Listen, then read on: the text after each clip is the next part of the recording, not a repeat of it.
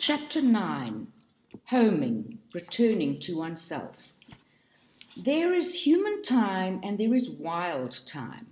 When I was a child in the North Woods, before I learned there were 4 seasons in a year, I thought there were dozens, the time of nighttime, thunderstorm, heart, lightning time, bonfires in the woods time, blood on the snow time, the times of ice trees, bowing trees, crying trees, shimmering trees, breeded trees, waving at the top only trees, and tree drops their babies' time. I loved the season of diamond snow, streaming snow, squeaking snow, and even dirty snow, and stone snow, for these meant the time of flower blossoms on the river was coming.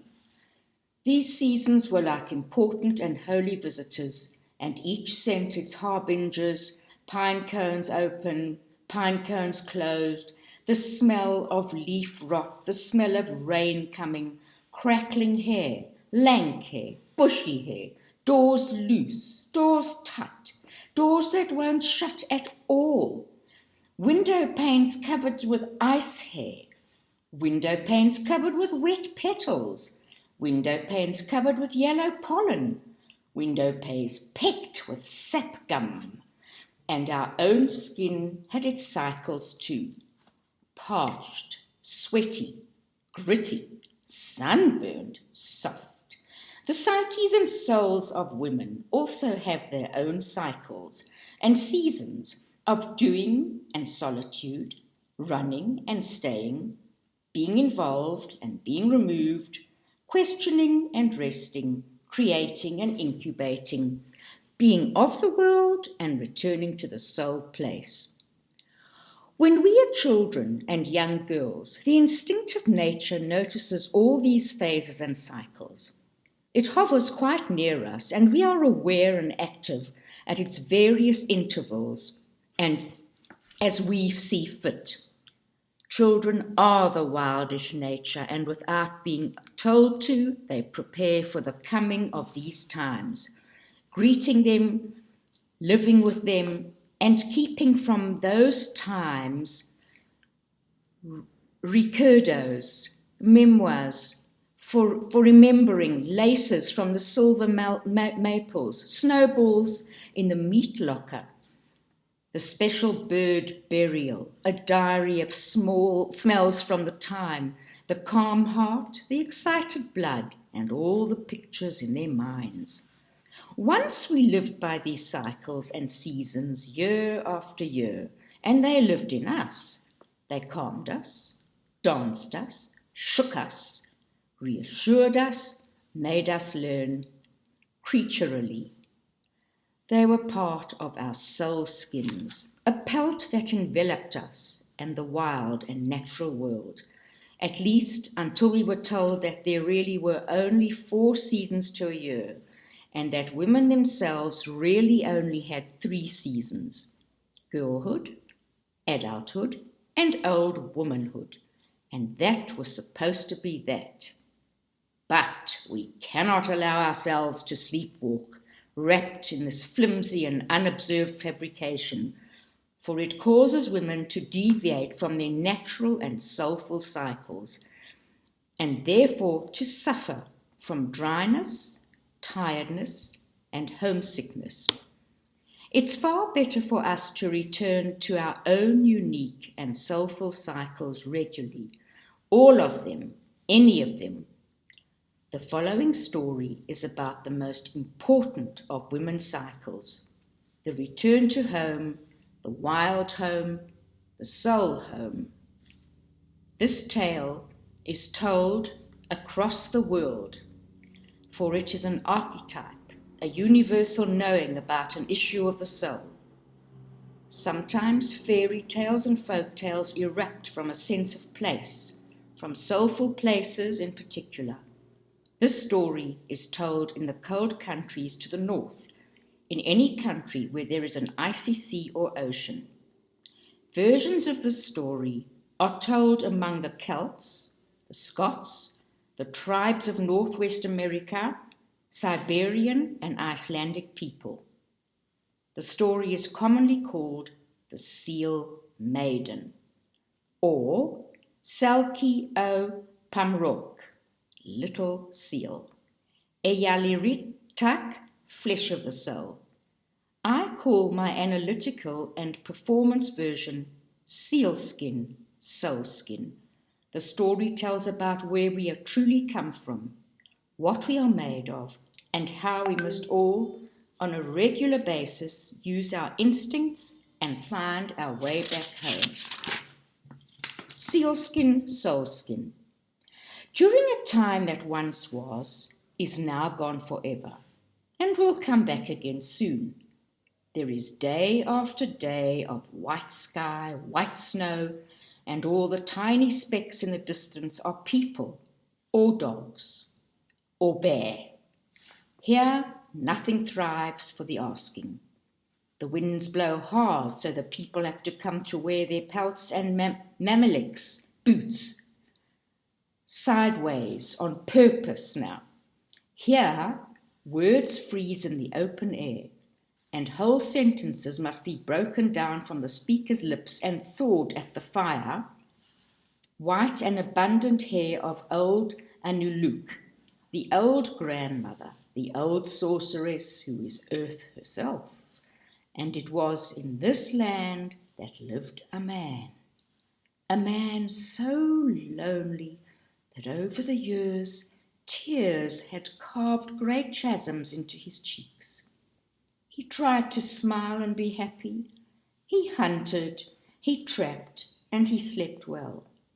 But he wished for human company. Sometimes out of the shallows in his kayak, when a seal came near, he remembered the old stories about how seals were once human, and the only reminder of their time was their eyes, which were capable of portraying those looks, those wild and wonderful loving looks. And sometimes then he felt such a pang of loneliness, the tears coursed down the well-used cracks in his face. One night he hunted past dark, but found nothing.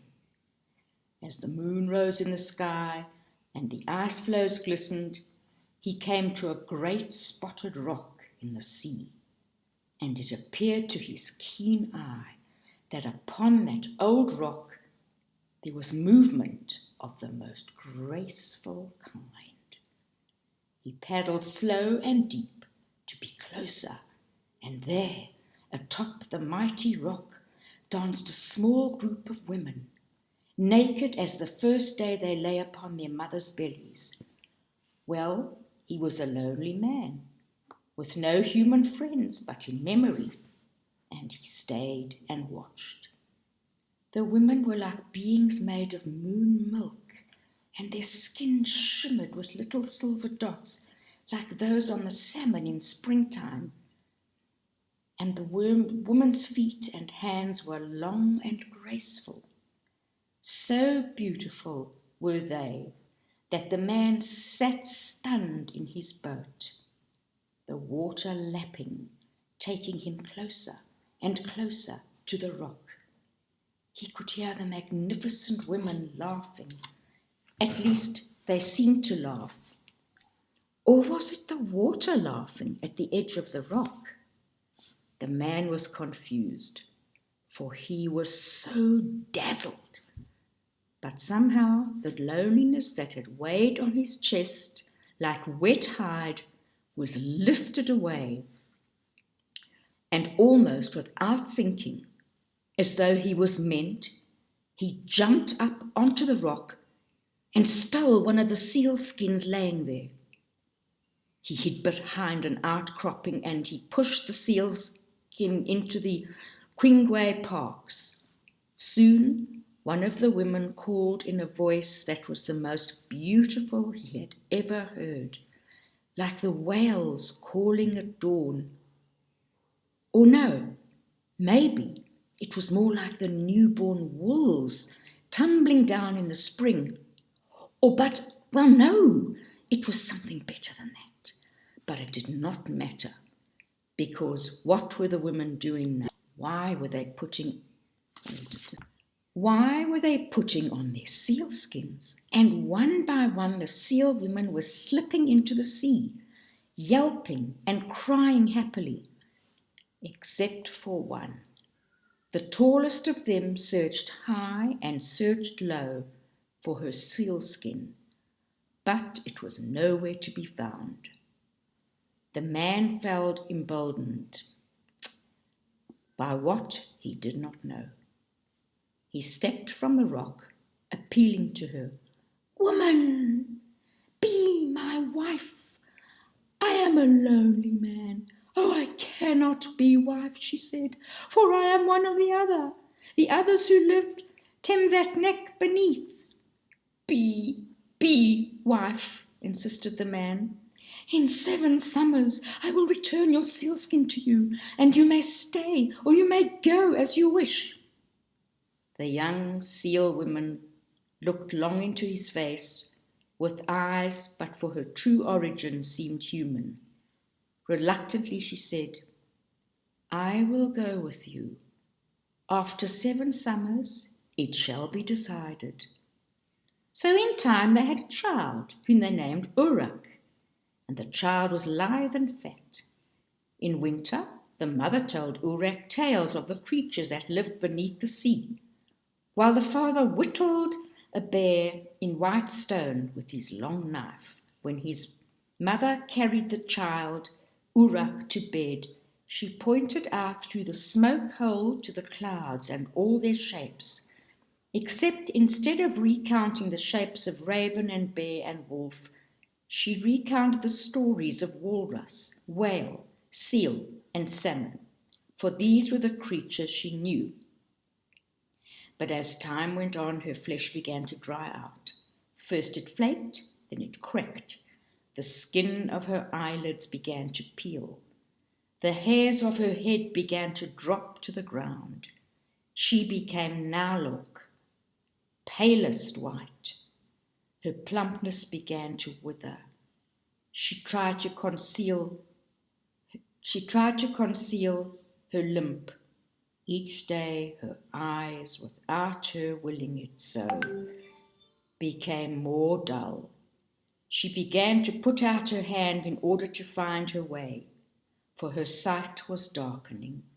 And so it went on until one night when the child Urak was awakened by shouting and sat upright in his sleeping skins. He heard a roar like a bear that was his father's berating his mother. He heard a crying like silver rung on stone. That was his mother. "You hid my sealskin 7 long years ago, and now the 8th winter comes. I want what I made of return to me," cried the seal woman. "And you, woman, would leave me if I gave it to you?" boomed the husband. "I do not know what I would do. I only know I must have what belongs to." "And you would leave me wifeless and the boy motherless? You are bad." And with that her husband tore the hide flap off the door side and disappeared into the night. The boy loved his mother much. He feared losing her, and so cried himself to sleep, only to be awakened by the wind. A strange wind, it seemed to call him, "Ura! Ura!" And out of bed he climbed so hastily that he put his parks on upside down and pulled his muluk only halfway up. Hearing his name called over and over, he dashed to the starry night. "Ulak!" The child ran out to the cliff overlooking the water, and there, far out in the windy sea, was a huge, shaggy silver seal. Its head was enormous. Its whiskers drooped to the chest. Its eyes were deep yellow. "Oorak!" The boy scrambled down the cliff and stumped at the bottom over a stone. No, a bundle that he had rolled out of the cleft in the rock. The boy's hair lashed at his face like 1,000 rains of ice. Urak! The boy scratched open the bundle and shook it out. It was his mother's sealskin. Oh, and he could smell her through it all. And as he hugged the sealskin to his face and inhaled her scent, her soul slammed through him like a sudden summer wind. Oh, he cried with the pain and joy, and lifted the skin again to his face, and again to her soul passed through his. Oh, he cried again, for he was being filled with the unending love of his mother. And the old silver seal, way out, sank slowly beneath the water. The boy climbed the cliff and ran towards home, with the sealskin flying behind him, and into the house he fell. His mother swept him and the skin up and closed her eyes in gratitude for the safety of both. She pulled on her sealskin. "Oh, mother, no!" cried the child. She scooped up the child and tucked him under her arm and half ran and half stumbled towards the roaring sea. "Oh, mother, don't leave me!" Ura cried. And at once you could tell she wanted to stay with her child. She wanted to, but something called her. Something older than she, older than he, older than time. "Oh, mother, no, no, no!" cried the child. She turned to him with a look of dreadful love in her eyes. She took the boy's face in her hands and breathed her sweet breath into his lungs. Once, twice, 3 times. Then with him under her arm, like a precious bundle, she dove into the sea, down and down and down, and still deeper down, and the seal woman and her child breathed easily under the water, and they swam deep and strong till they entered the underwater cove of seals, where all manner of creatures were dining and singing and dancing and speaking, and the great silver seal that had called to Urak from the night sea embraced the child and called him grandson. "How fare you up there, daughter?" asked the great silver seal. The seal woman looked away and said, "I hurt a human, a man who gave his all to have me, but I cannot return to him, for I shall be a prisoner if I do." "And the boy?" asked the old seal. "My grandchild?" He said it proudly, his voice shook. "He must go back to father. He cannot stay. His time is not yet to be here with us." And she wept, and together they wept. And so some days and nights passed, 7 to be exact, during which time the lustre came back into the seal woman's hair and eyes.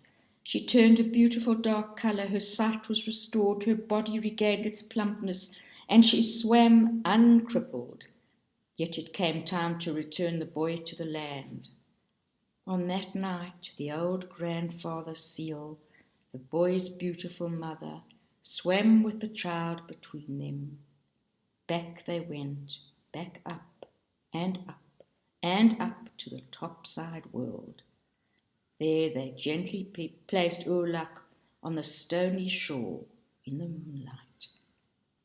His mother assured him, "I am always with you.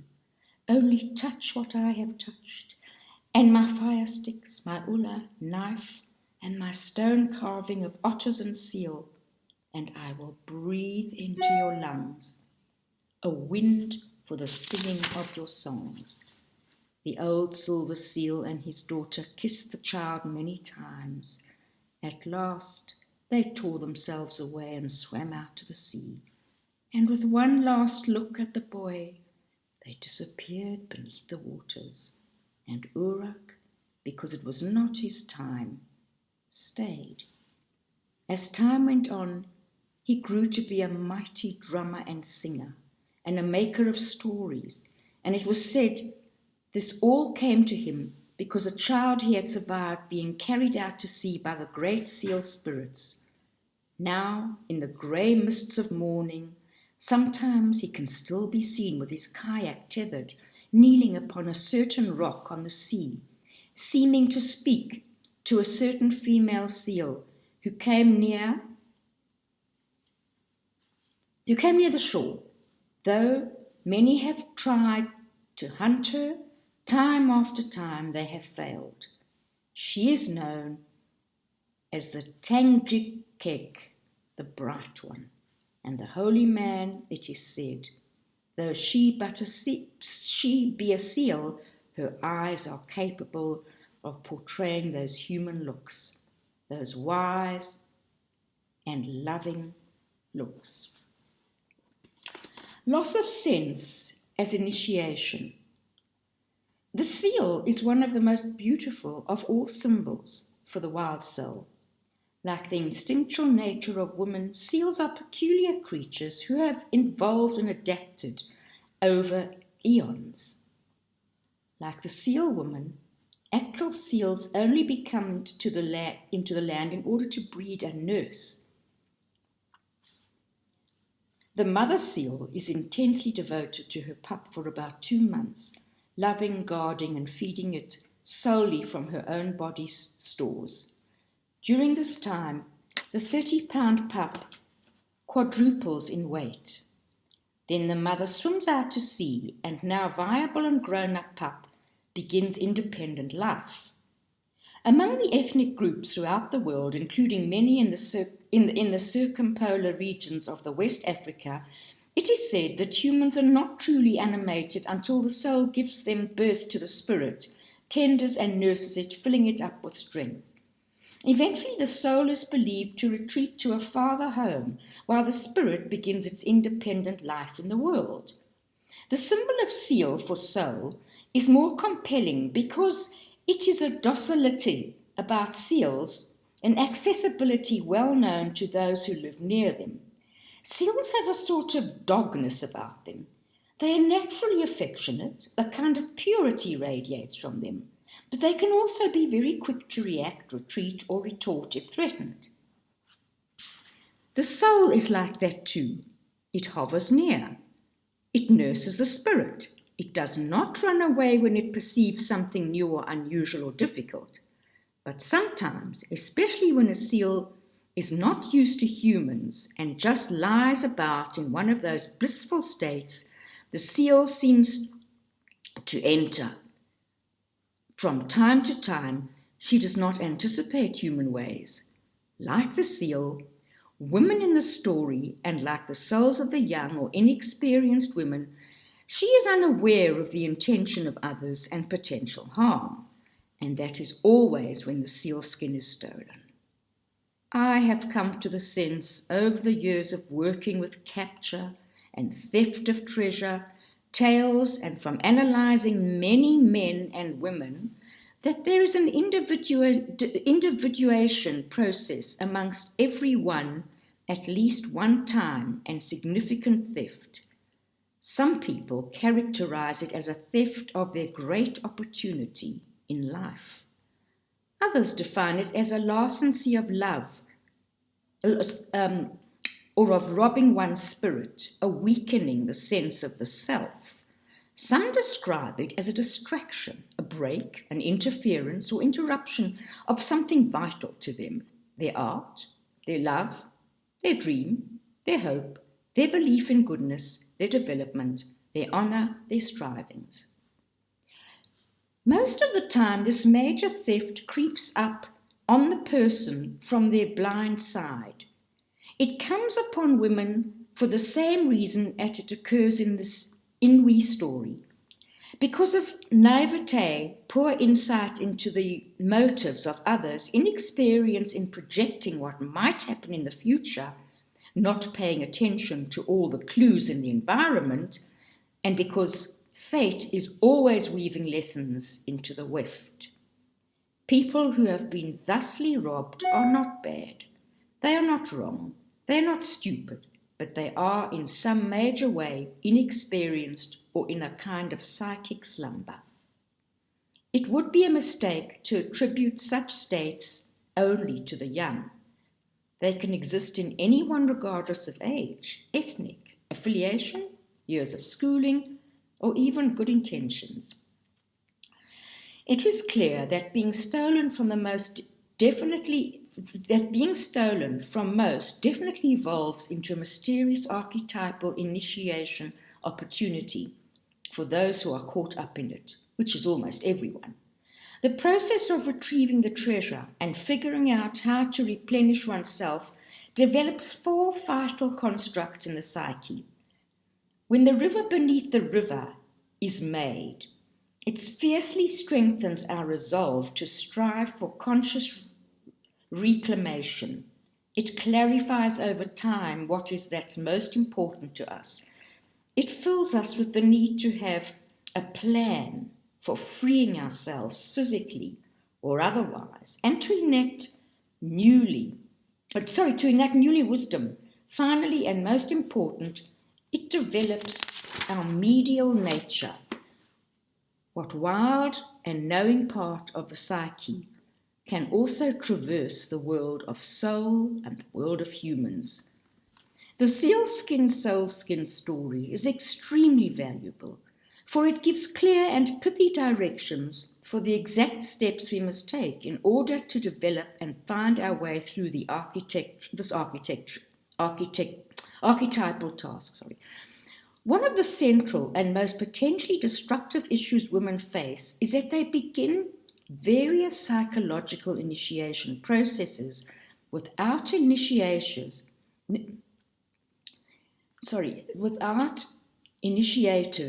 who have completed the process themselves. They have no seasoned persona who know how to proceed. When initiators are incompletely initiated themselves, they omit important aspects of the process without realizing it, and sometimes visit great abuse on the initiate, for they are working with a fragmentary idea of initiation, one that is often tainted in one way or another. At the other end of the spectrum is the woman who has experienced theft and who is striving for knowledge and mastery of the situation, but who has run out of direction and does not know where there is more to practice in order to complete the learning, and so repeats the first stage, that of being stolen from over and over again, through whatever circumstances she has gotten tangled in the reins. Essentially, she is without instruction. Instead of discovering the requirements of a healthy, wildish soul, she becomes a casualty of an uncompleted initiation. Because matrilineal lines of initiation, older women teaching younger women certain psychic facts and procedures of the wild feminine, have been fragmented and broken for so many women and over so many years. It's a blessing to have the archaeology of the fairy tale to learn from. We can reconstruct all we need to know from those deep templates or compare our own ideas on women's integral psychological processes to those found in tales. In this sense, fairy tales and mythos are our initiators. They are wise ones who teach those who have come after.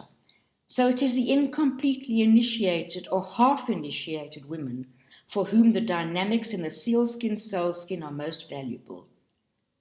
By knowing all the steps to take to complete the cynical return to home, even a botched initiation can be untangled, reset, and completely and properly. Let us see how this story instructs us to proceed. Losing one's pelt.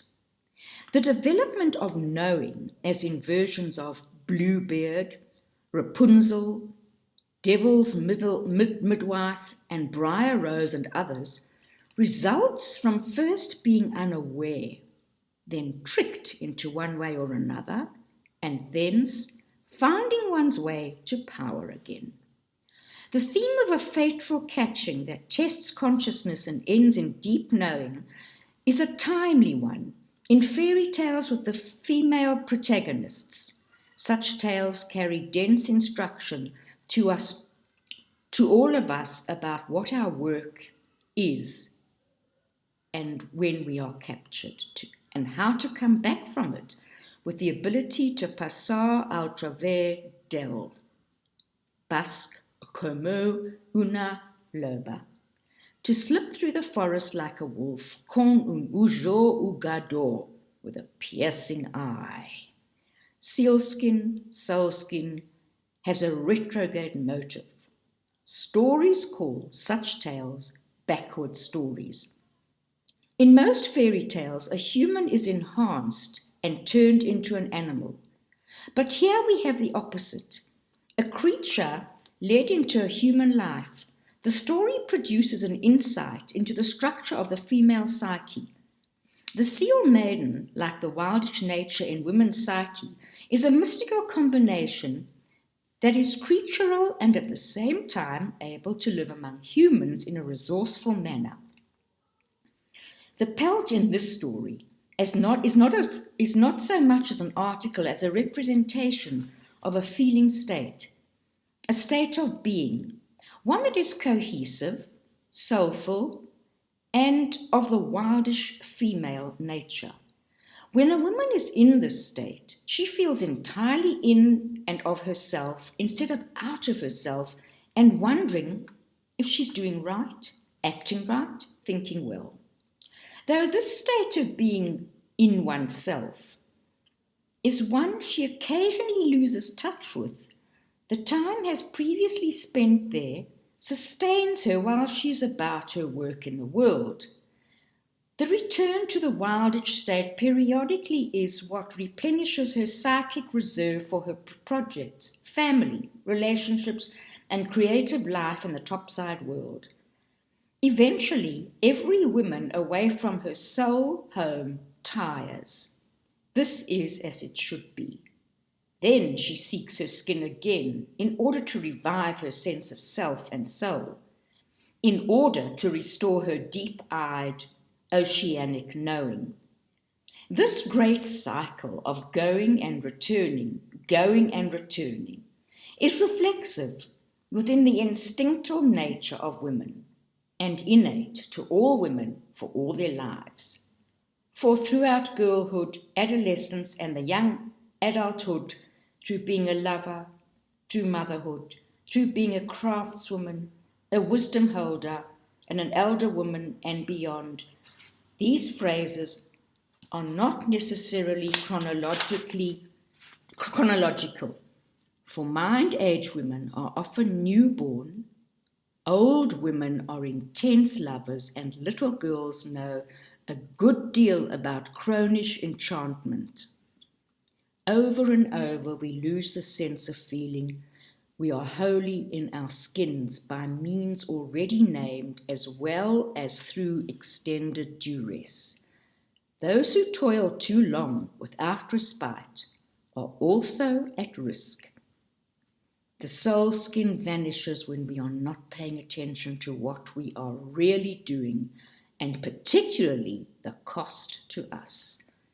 We lose the soul skin by becoming too involved with ego, by being too exacting, perfectionistic, or unnecessarily martyred or driven by a blind ambition, or by being dissatisfied about self, family, community, culture, world, and not saying or doing anything about it, or by pretending we are in an unending source for others, or by not doing all we can to help others, to help ourselves. Oh, there are so many ways to lose the soul skin, as there are women in the world. The only way to hold on to this essential soul skin is to retain an exquisitely pristine consciousness about its value and uses. But since no one can consistently maintain acute consciousness, no one can keep the soul skin absolutely every moment, day and night. But we can keep the theft of it to a bare minimum. We can develop the ojoguda, the piercing eye that watches the conditions all around and guards our psychic territory accordingly. The sealskin soulskin story, however, is about an instance of what we might call aggravated theft. This big theft can, with consciousness, be mediated in the future if we pay attention to our cycles and the call to take leave and return home. Every creature on earth returns to home. It's ironic that we have made wildlife refuges for ibis, pelican, egret, wolf, crane, deer, mouse, moose, and bear, but not for ourselves in the places where we live day after day. We understand that the loss of habitat is the most disastrous event that can occur to a free creature. We fervently point out how other creatures' natural territories have become surrounded by cities, ranches, highways, noise, and other dissonances, as though we are not surrounded by the same, as though we are not affected also. We know that for creatures to live on, they must at least from time to time have a home place, a place where they feel both protected and free. We traditionally compensate for loss of a more serene habitat by taking a vacation or a holiday, which is supposed to be the giving of pleasure to oneself. Except a vacation is often anything but. We can compensate our workaday disconnex by cutting down on the things we do that cause us to tense our deltoids and trapezius into painful knots. And all this is very good. But for the soul self-psyche, a vacation is not the same thing as a refuge. Time out or time off is not the same as returning home. Calmness is not the same as solitude. We can contain this loss of soul by keeping close to the pelt to begin with. For instance, I see in the talented women in my practice that soul skin theft can come through relationships that are not in their rightful skins themselves, and some relationships are downright poisonous. It takes will and force to overcome these relationships, but it can be done, especially if, as in the story, one will awaken to the voice calling from home, back to the core self, where one's immediate wisdom is whole and accessible. From there, a woman can decide with clear seeing what it is she must have and what it is she wants to do.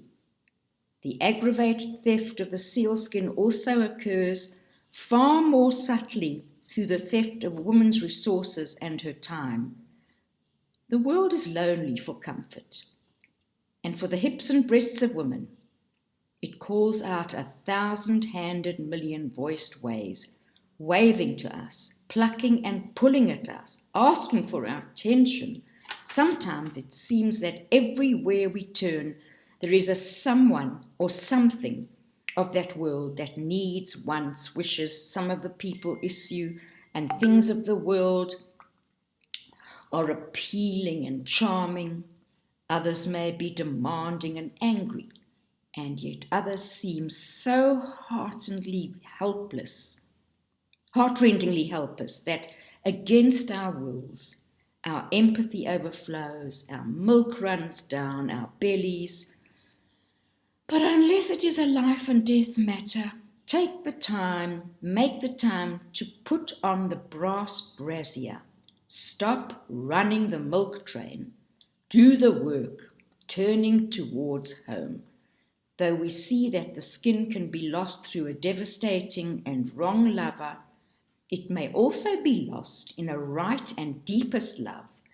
It's not exactly the righteousness of a person or thing that is wrongness that can onset the theft of our soul skin.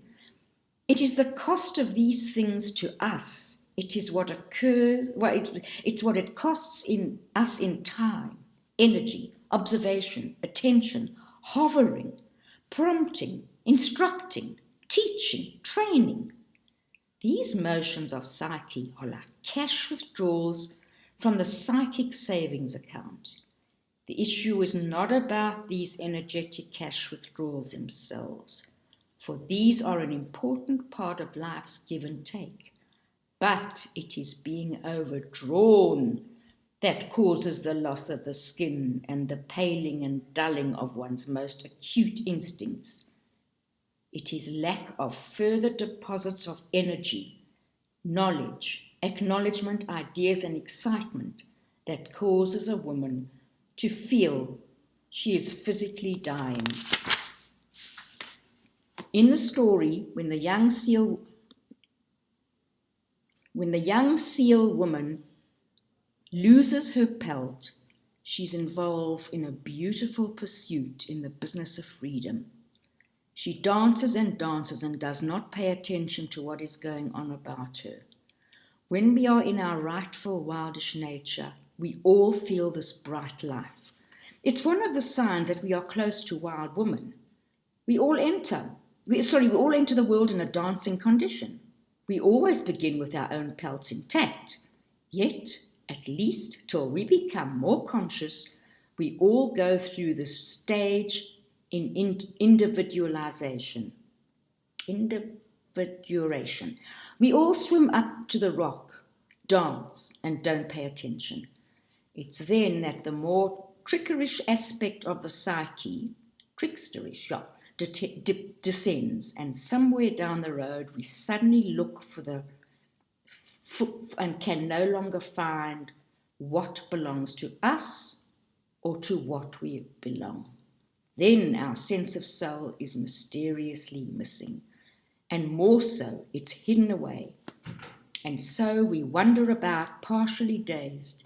It's not good to make choices when dazed, but we do. We know poor choices occur in various ways.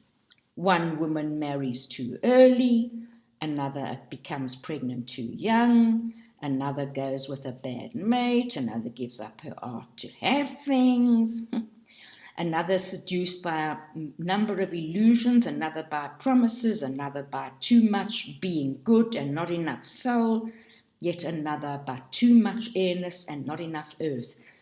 And in cases where the woman goes with her soul skin half on and half gone, it's not necessarily because her choices are wrong so much as she strays from her soul home too long and dries out and is rather of little use to anyone, least of all herself.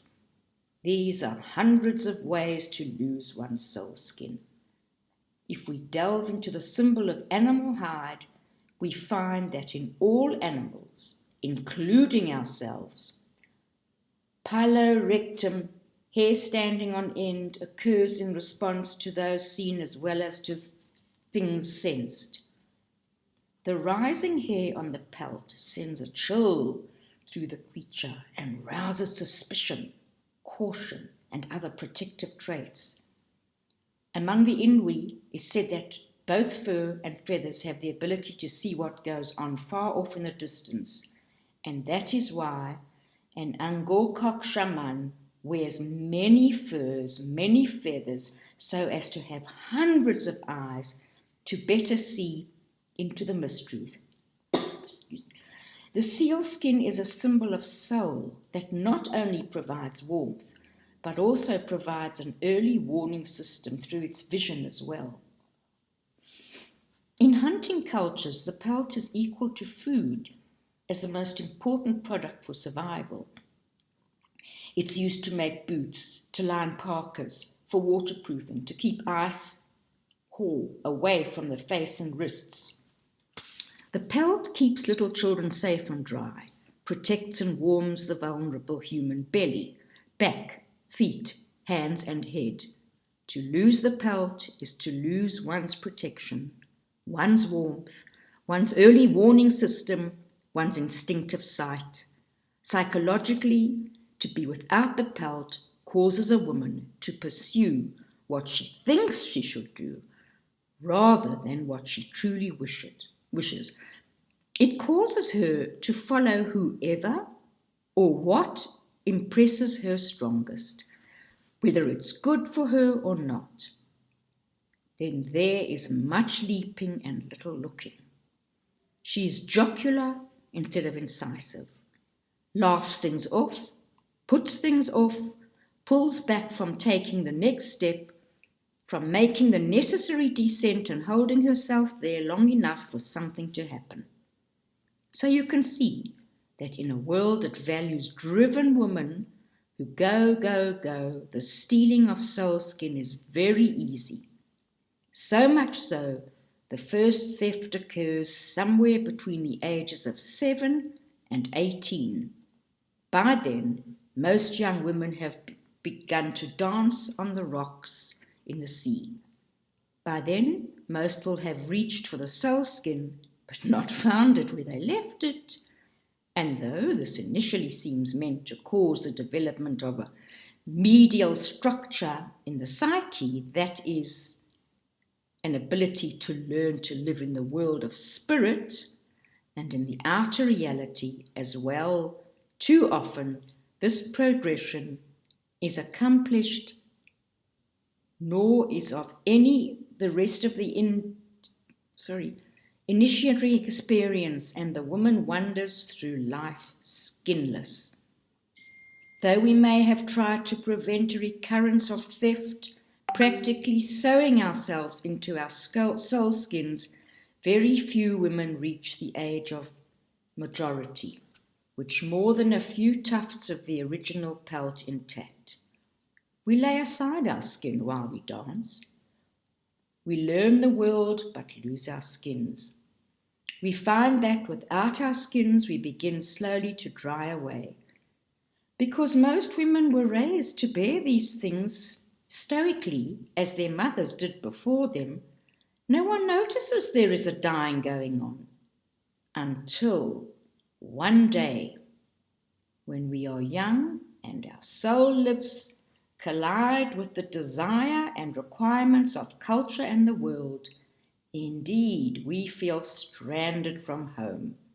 However, as adults, we continue to drive ourselves even farther from home as a result of our own choices about who, what, where, and for how long.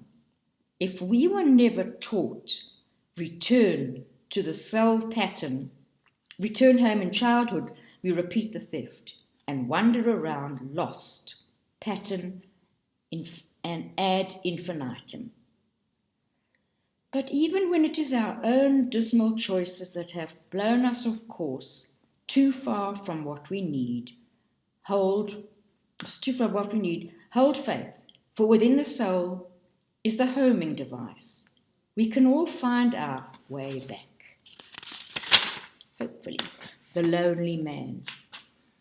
In a story similar to this one, it actually is a human woman who lures a whole man to copulate with her by stealing his fin.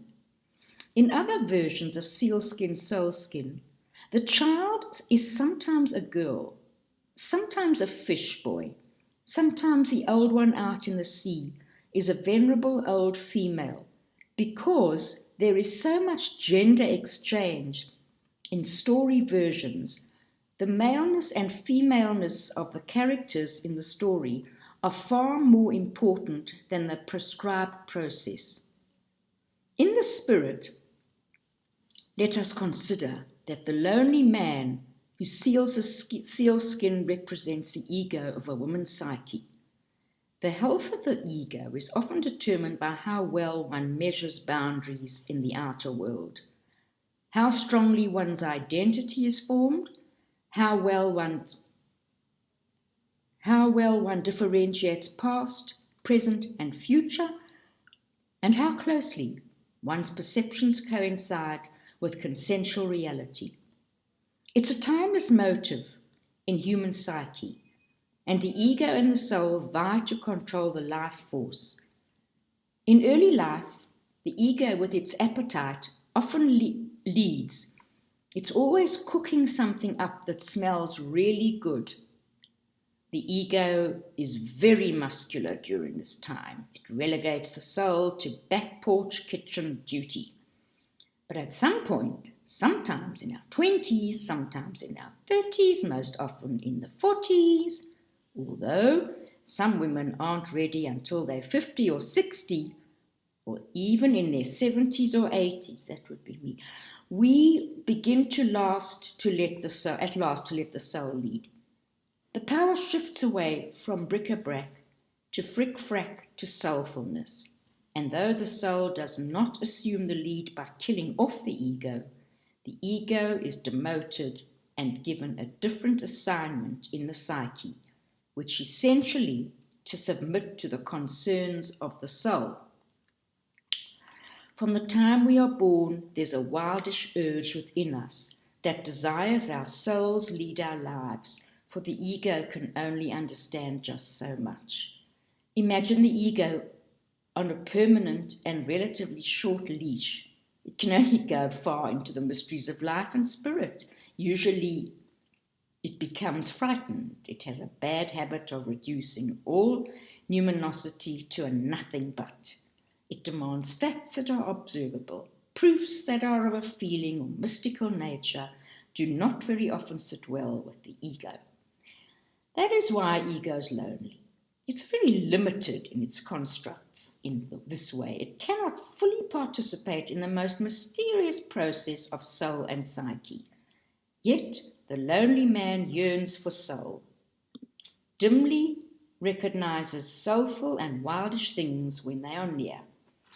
Some people use the words soul and spirit interchangeably, but fairy tales, the soul is always progenitor and progenitor of spirit. In arcane hermeneutics, the spirit is a being born of soul. The spirit inherits or incarnates into matter in order to gather news of the ways of the world and carries back these to the soul. When not interfered with, the relationship between soul and spirit is one of perfect symmetry. Each enriches the other in turn. Together, the soul and spirit form an ecology, as in a pond where the creatures at the bottom nourish those at the top, and those at the top nourish those at the bottom.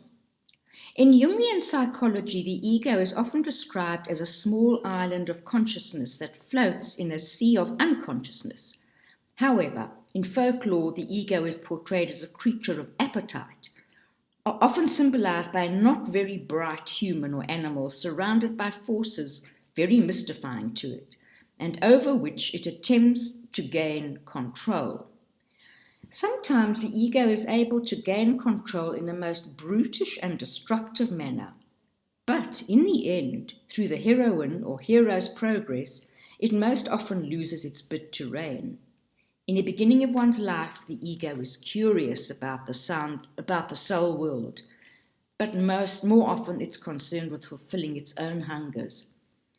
The ego is initially born into us as potential and is shaped, developed, and filled with ideas, values, and duties by the world around us, our parents, our teachers, our culture, and this is as it should be. For it becomes our escort, our armor, and our scout in the outer world.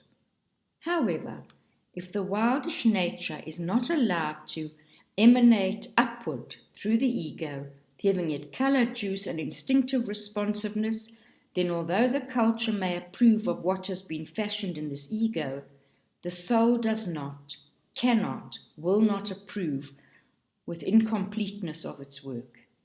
The lonely man in the tale is attempting to participate in the life of the soul, but like the ego, he's not particularly built for it and tries to grab at the soul rather than develop a relationship with it.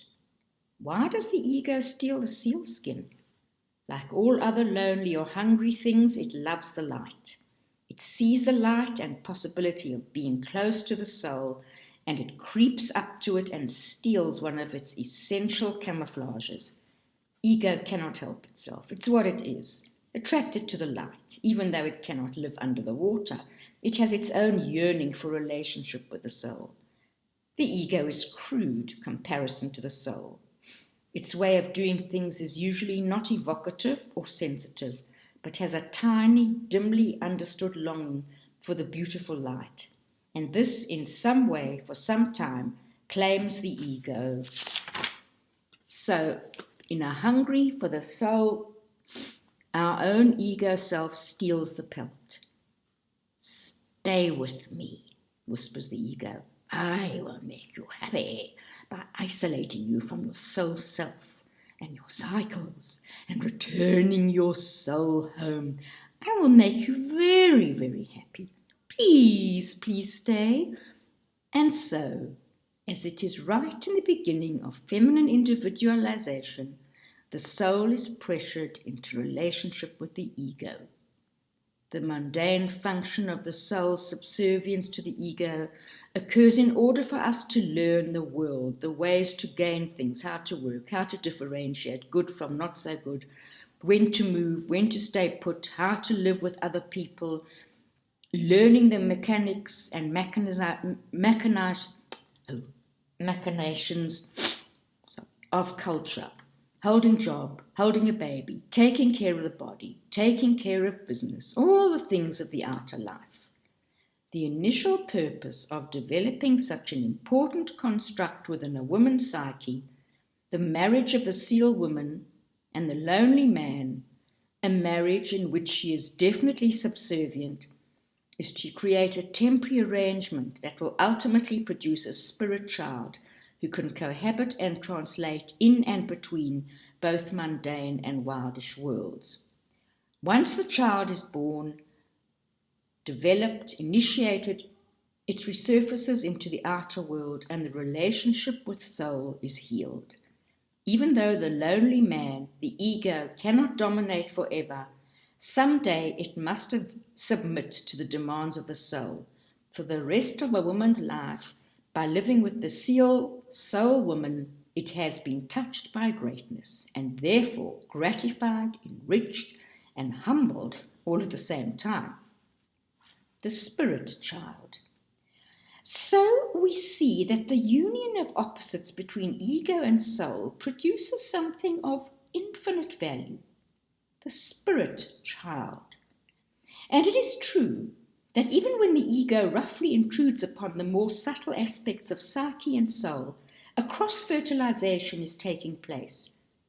Paradoxically, by stealing the soul's protection and its ability to vanish into the water, the ego participates in making a child who will claim dual heritage, world and soul, one who will be able to carry messages and gifts back and forth to and fro, back and forth between the two.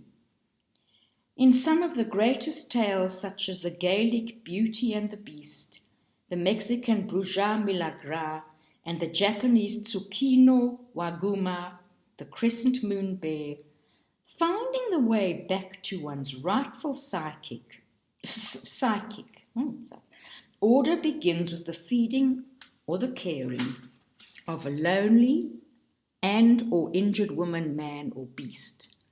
That such a child who will have the ability to traverse two very different worlds can come from a woman who is in such skinless state and married to something in herself or in the outer world that is so lonely and undeveloped is one of the constant miracles of the psyche.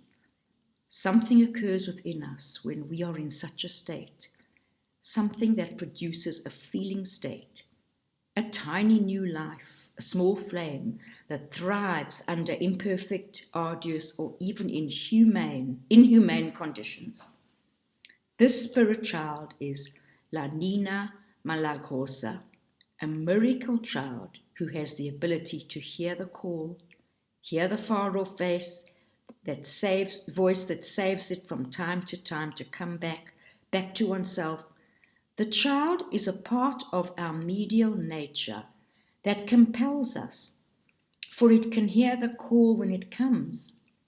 It is the child rising out of the sleep, out of the bed, out of the house, and out into the wind-filled night and down to the wild sea that causes us to assert, as God is my witness, I shall proceed in this way, or I will endure, or I shall not be turned away, or I shall find a way to continue. It's the child who brings a sealskin soulskin back to his mother. It is the child who enables her to return to her home. This child is a spiritual power that impels us to continue our important work, to push back, change our lives, better the community, join the helping to balance the world, all by returning to home. If one wants to participate in these things, the difficult marriage between soul and ego must be made. The spirit child must be brought to life. Retrieval and return are the goals for mastery. Regardless of a woman's circumstances, the spirit child, the old seal who rises up from the sea calling his daughter home, and the open sea are always near. Always. I was recently invited to the Federal Women's Prison in Pleasanton, California. We're a group of artists, healers, to do the performance and teach a group of 100 women who were intensely involved in a spiritual growth program. I saw few hardened women there. Instead, I saw dozens of women in various stages of seal womanness. Many had figuratively, but also literally, captured through their intensely naive choices, whatever their reasons for being there, in spite of the most constrained conditions, each woman in her own way was clearly in the process of creating a spirit child. I must read that again. Was clearly in the process of creating a spirit child, carefully and painfully fashioned from her own flesh, from her own bones. Each woman was searching for the seal skin. Each was in the process of remembering the way back to the soul home. That's amazing. One artist in our troupe, a young black violinist named India Cook, played for the women. We were outdoors in the open yard. It was very cold and the wind was making an ooh sound around the backdrop in the open stage. India drew her bow across the strings of her electrified violin and played sternum-piercing music in a minor key. Truly, her violin wept. A big Lakota woman pounded on my arm and hoarsely whispered, "This sound, that violin, unlocks a place to me. I thought I was locked up good and tight forever." Her broad face was both puzzled and ethereal. My heart broke on itself, but in a good way, for I saw that no matter what had happened to her, she could still hear the cry from over the sea that called from home. In the sealskin soulskin story, the seal maiden tells her child stories about what lives and thrives under the sea. She instructs through her stories, shaping this child who was born of her union with the ego. She is forming the child, teaching it the terrain of the ways of the other. The soul is preparing this wildest child of the psyche for something very important. Drying out and crippling. Most of women's depression, ennui, and wandering confusions are caused by a severely restricted soul life, in which innovation, impulse, and creation are restricted or forbidden. Women receive enormous impulse to act from the creative force. We cannot overlook the fact that there is still much thieving and hamstringing of women's talents through cultural restriction and punishment of her natural and wildish instincts. We can break away from this condition if there is an underground river or even a little fresh net pouring from somewhere, soulful into our lives. But if a woman far from home surrenders all power, she will become first a fog, then a vapour, and finally a wisp of her former wildish self. All this secreting away of a woman's natural pelt and her subsequent drying out and crippling reminds me of an old story. My late Uncle Vilmos once told me to calm and teach an angry adult in our extended family, one who was being too harsh with a child. Uncle Vilmos had infinite patience and tenderness towards human creatures.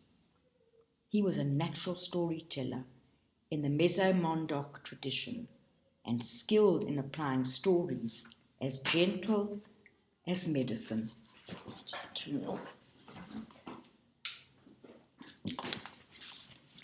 A man came to a Sasbor tailor and tried on a suit. As he stood before the mirror, he noticed the vest was a little uneven at the bottom. "Oh," said the tailor, don't worry about that. Just hold the shorter end down with your left hand, and no one will ever notice." Very good. While the customer proceeded to do this, he noticed that the lapel of the jacket curled up instead of lying flat. "Oh, that," said the tailor, "that's nothing. Just turn your head a little and hold it down with your chin." The customer complied, and as he did, he noticed that the inseam of the pants was a little short, and he felt that the rise was a bit too tight. "Don't worry about that," said the tailor.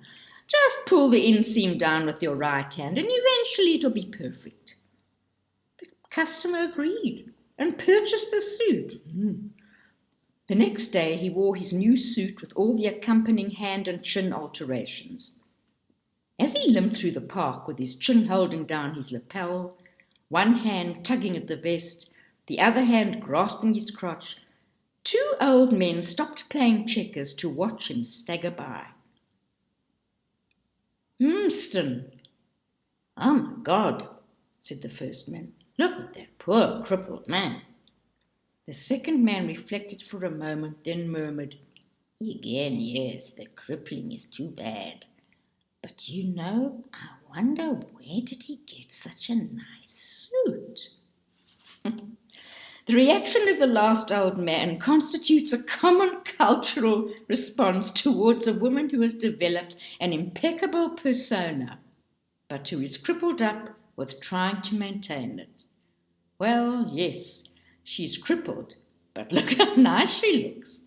Look how good she is. Look at how well she's doing. Interesting. When we become dried out, we try to walk all crippled up in order to make it appear that we are handling everything, that all is well and just so. Whether it is the soul skin that is missing or the culture-made skin that doesn't fit, we are crippled by pretending it otherwise. But when we do this, life is diminished, and to the cost of ourselves is very high. When a woman begins to dry out, it becomes harder and harder for her to function in the hearty, wildish nature. Ideas, creativity, life itself thrives on moisture. Women in this condition often have dark man dreams. Thugs, prowlers, or rapists threaten them, hold them hostage, and steal from them, and far worse. Sometimes these dreams are trauma dreams arising from an actual assault. But most often they are dreams of women who are drying out, who are not giving care to the instinctual side of their lives, who steal from themselves, deprive the creative function, and sometimes make no effort to help themselves, or even work very hard to ignore the call back to the water. Over the years of my practice, I have seen many women in this dried out state. Some mildly affected, others more so.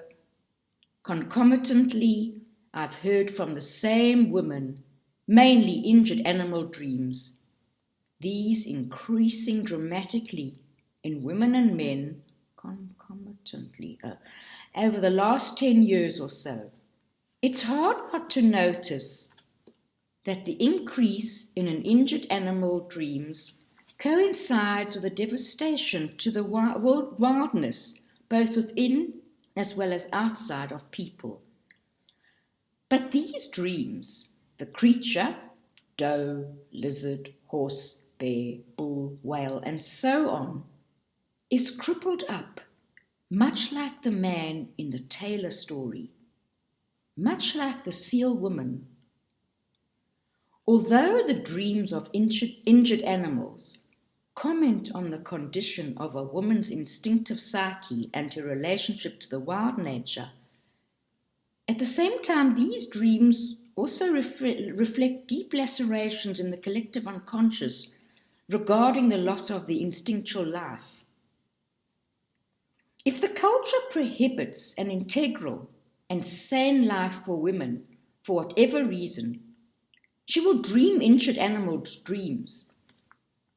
Though the psyche makes every effort to cleanse and strengthen itself regularly, every lash mark out there is recorded on the unconscious in here, so that a dreamer carries the effect of losing her personal ties with wild woman and also world's loss of relationship with deep nature. So sometimes it's not only the woman who's drying out. Sometimes essential aspects of one's microenvironment, the family or the workplace, for instance, or one's larger culture, are caking and cracking to dust also, and these affect and afflict her. In order for her to contribute to helping right these conditions, a return to her own skin, her own instinctive common sense, and her own return to home are necessary. As we have seen, it's hard to recognize our condition until we become like Seal Woman in her distress, peeling, limping, losing juice, going blind. So it's a gift from the immense vitality of the psyche, then, that there is a deep in the unconscious, a caller, an old one who rises to the surface of our consciousness and begins to incessantly call us back to our true nature. Hearing the old one's call. What is that cry over the sea? This voice in the wind that calls the child from his bed out into the night is similar to a kind of night dream that comes into a dreamer's awareness as a disembodied voice and nothing more. This is one of the most powerful dreams a dreamer can dream. Whatever is said by this voice in the dream is considered a direct transmission from the soul. It is said that disembodied voice dreams may occur at any time, but particularly when a soul is in distress. Then the deep self cuts to the chase, so to speak. Bang! A woman's soul speaks. And it tells us what comes next. In the story, the old seal rises out of its own element to begin the call. It is a profound feature of the wild psyche that if we do not come on our own, if we aren't paying attention to our own seasons and time for return, the old one will come for us, calling and calling until something in us responds.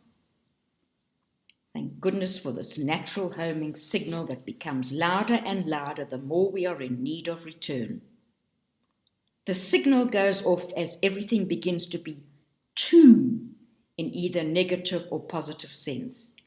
It can be as much time to go home when there is too much positive stimulation as when there is ceaseless dissonance.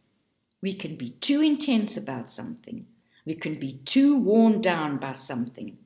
We can be overjoyed, underloved, overworked, underworked. Each costs much. In the face of too much, we gradually become dry. Our hearts get tired. Our energies begin to become spare and mysterious, longing for. We almost never have a name for it other than a something. Rises up in us more and more. The old one calls. In this version of the story, it's interesting that the one who hears and responds to the call from the sea is the little spirit child.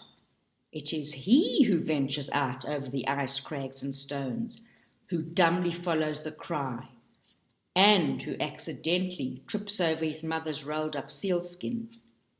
The child's restless sleep is an acute and accurate portrayal of restlessness a woman feels when she's yearning to return to her psychic place of origin. Since the psyche is a complete system, all its elements resonate to the core. A woman's restlessness during this time is often accompanied by irritability and a sense that everything is much too near for comfort or too far for peace.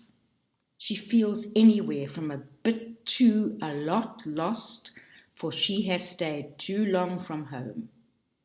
These feelings are just the right feelings to feel. They are messages that says, come here now. That feeling of being torn comes from hearing consciously or unconsciously something calling us back, something that we cannot say no to without hurting ourselves. If we don't go when it is time, the soul will come for us, as we see in these lines from a poem called Woman Who Lives Under the Lake. One night, there's a heartbeat at the door. Outside, a woman in the fog with 2 hair of twigs and a dress of weed, dripping green lake water.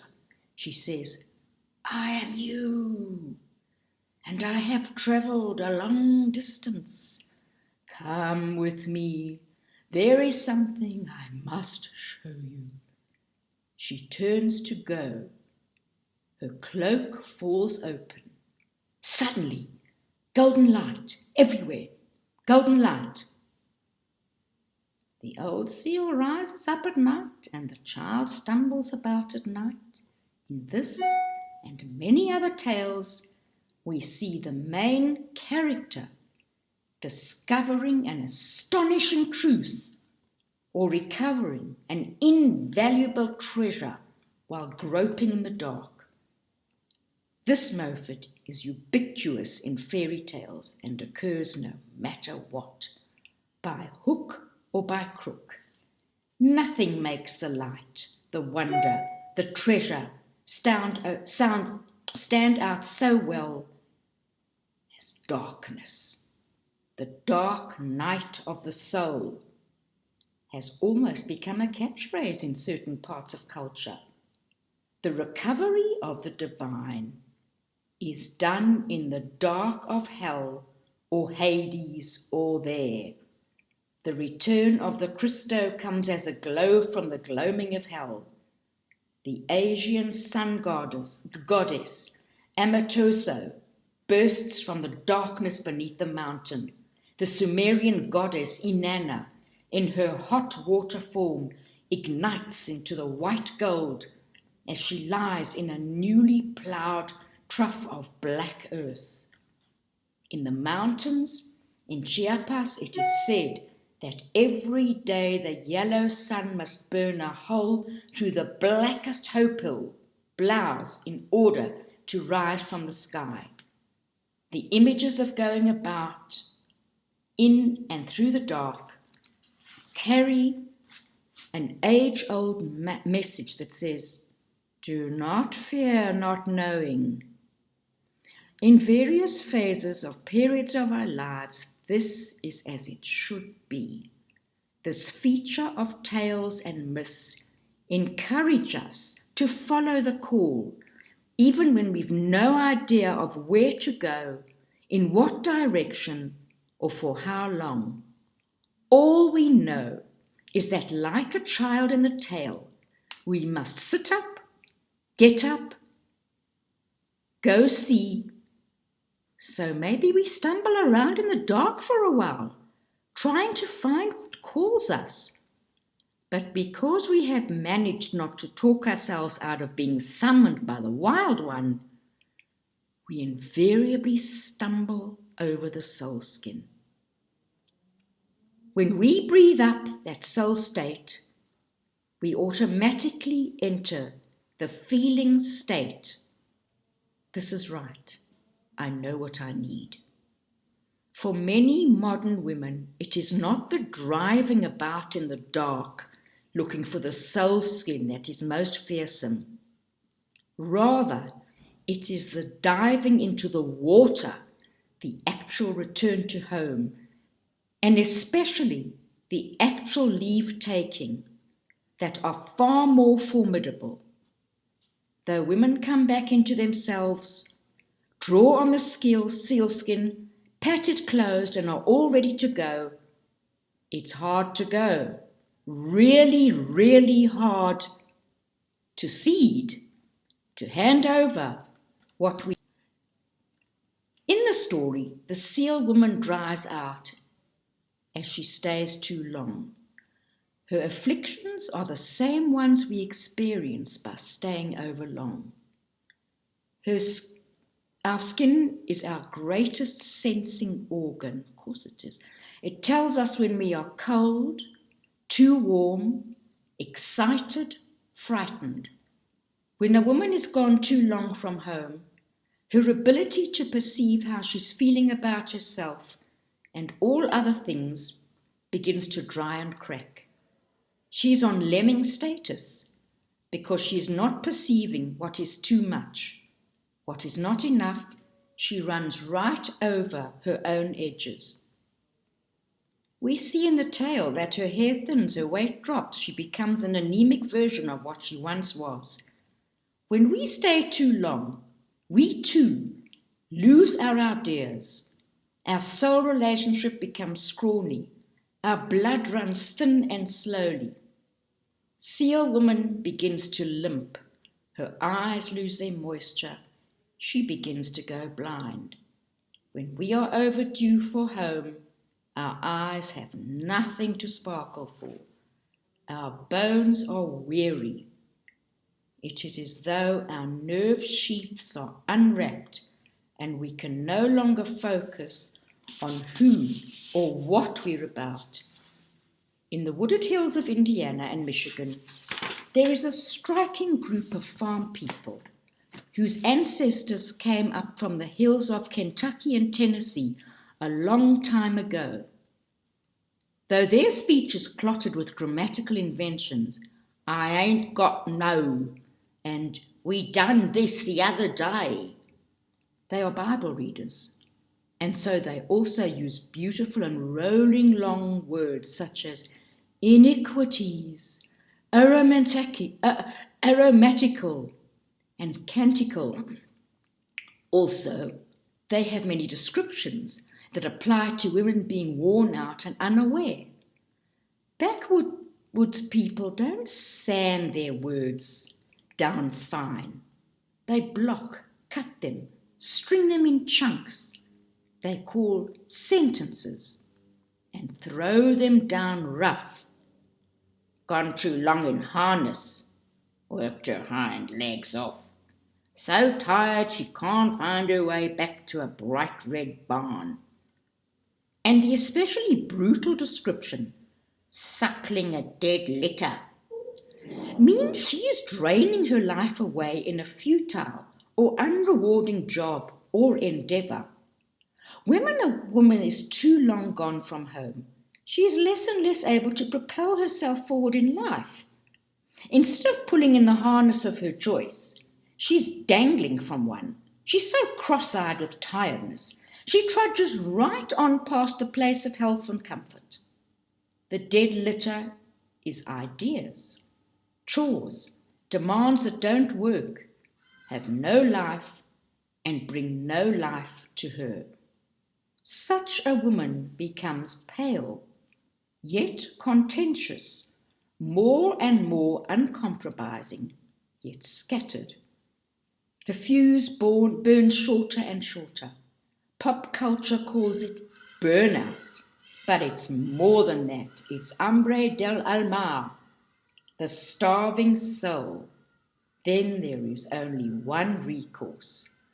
Finally, the woman knows she has to, not might, maybe, sort of, but must return home.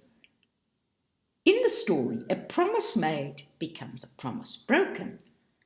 The man, who is rather dried out himself with all those long cracks in his face from having been so lonely so long, has gotten Seal Woman to enter his house and heart by promising that after a certain period of time he will return her pelt and she can stay with him or return to her own land as she wishes. What woman does not know this broken promise? What woman does not know this broken promise by heart, like empty promises? As soon as I finish this, I can go. As soon as I can get away, when the springtime comes, I'll go. When the summer's over, I'll go. When the kids are back at school, late in the autumn, when the trees are so beautiful, I will go. When no one can go anywhere in winter, so I'll just wait for spring. I really mean it this time.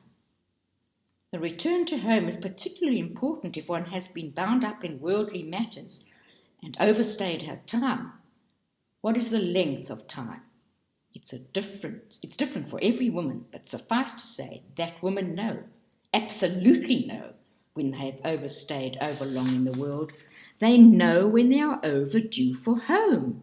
Their bodies are in the here and now, but their minds are far, far away. They are dying for a new life. They are panting for the sea. They are living just for the next month, just till the semester is past. Just wait till winter is finally over so they can feel alive again. Just waiting for a mystically assigned date somewhere in the future when they will be free to do some wondrous thing. They think they will die if they don't. You fill in the blank, and there is a quality of mourning to it all.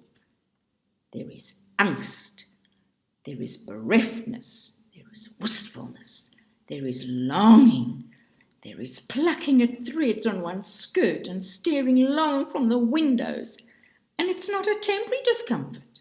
It stays and grows more and more intense over time. Yet, women continue to their day-to-day routines, looking sheepish, acting guiltily, and smirky. Yes, yes, yes, I know, they say. I should, but. It is the buts in the sentences that are dead giveaways that they have stayed too long.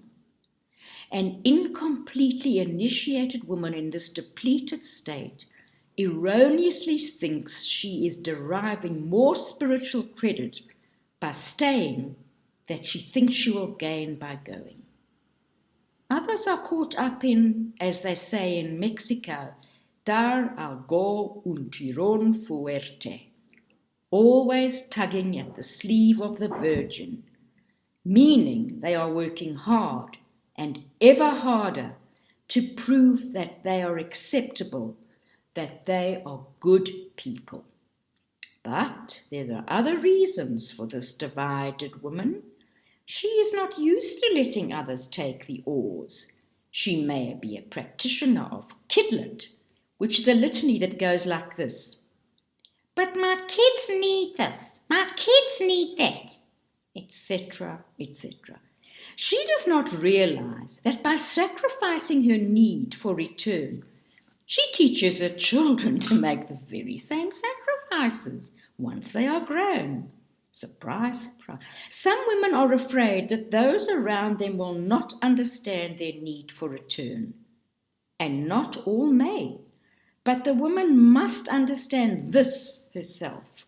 When a woman goes home according to her own cycles, others around her are given their own individuation work, their own vital issues to deal with. Her return home allows others' growth and development too. Among wolves there is no such divided feeling about going and staying, for they work, well, rest and rove in cycles. They are part of a group that shares in working and caregiving, while others take time away. It's a good way to live. It's a way to live that has all the integrity of the wild feminine. Let us clarify that going home is many different things to many different women. My Romanian painter friend knew his grandmother was in her going home state when she took a wooden chair out of the back garden and sat staring at the sun with her eyes wide open. It's medicine for my eyes, good for you, she said. People knew not to disturb her, or if they didn't know, they soon found out. It's important to understand that going home does not necessarily cost money.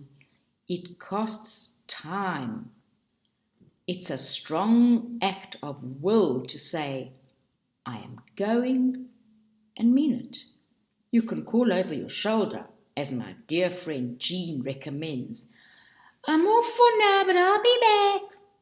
But you must keep trekking homeward, even so. There are many ways to go home. Many are mundane, some are divine. My clients tell me that these mundane endeavours constitute a return to home for them, although, I caution you, the exact placement of aperture to home changes from time to time. So its location may be different this month than last. Rereading passages of books and single poems that have touched them, spending even a few minutes near a river, a stream, a creek, lying on the ground, dappled light, being with a loved one without kids around, sitting on the porch, shelling something, knitting something, peeling something, walking or driving for an hour in any direction, then returning, getting on any bus, destination unknown, making drums while listening to music, greeting sunrise, driving out to where the city lights do not interfere with the night sky, praying, special friend, sitting on a bridge with legs dangling over, holding an infant, sitting by a window in a cafe and writing, sitting in a circle of trees, drying hair in the sun, putting hands in a rain barrel, potting plants, being sure to get hands very muddy, beholding beauty, grace, the touching frailty of human beings. So it's not necessarily an overland and arduous joy to go home, yet I do want to make it seem that it's simplistic, for there is much resistance to going home, no matter if it be easy or hard. There is one more way to understand women's delaying the return, and that one is far more mysterious, and that is a woman's over-identification with the healer archetype. Now an archetype is an enormous force that is both mysterious and instructive to us. We gain great stores by being near it, by emulating it, by being in balanced relationships to it, Each archetype carries its own characteristic that support the name we give the archetype. The great mother, the divine child, the sun hero, and so forth. The great healer archetype carries wisdom, goodness, going, knowing, caregiving, and all the other things associated with a healer. So it's good to be generous and kind and helpful like the great healer archetype, but only to a point. Beyond that, it exerts hindering, influencing on our lives. Women's heal everything, fix everything compulsion is a major entrapment constructed by the requirements placed upon us by our own cultures, mainly pressure to prove that we are not just standing around taking up space and enjoying ourselves, but that we have redeemable value in some parts of the world. It's fair to say, to prove that we have value and therefore should be allowed to live, these pressures are introduced into our psyches when we are very young and unable to judge or resist them. They become law to us, unless or until we challenge them. But the cries of the suffering world cannot be answered by a single person all the time. We can truly choose to respond to those that allow us to go home on a regular basis. Otherwise, our heart lights dim to almost nothing. What the heart wishes to help is sometimes different from what the soul's resources be. If a woman values her soul skin, she'll decide these matters according to how close she is to and how often she has been home. While archetypes may emanate through us for short periods of time in what we call numinous experience, no woman can emanate an archetype continuously. Only the archetype itself can withstand such projection, such as ever able, all-giving, eternally energetic. We may try to emulate these, but they are ideals, not achievable by humans, and not meant to be. Yet the trap requires that women exhaust themselves trying to achieve these unrealistic levels. To avoid the trap, one has to learn to say, halt, and stop the music, and of course mean it. A woman has to go away and be with herself and look into how she became trapped into an archetype to begin with. The basic wild instinct that determines only this far and no farther, only this much and no more, must be retrieved and developed. That is how a woman keeps her bearings. It is preferable to go home for a while. Even it causes others to be irritated, rather than to stay and deteriorate and then finally crawl away in tatters.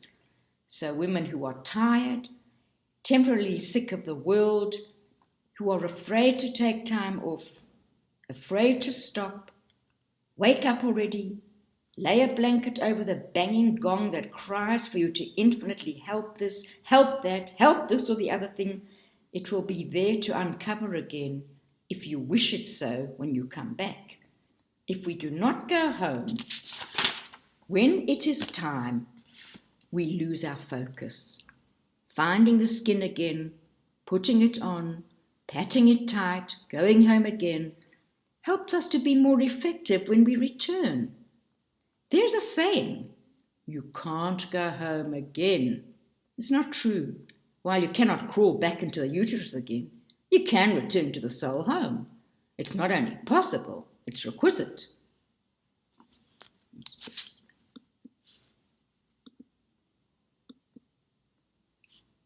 What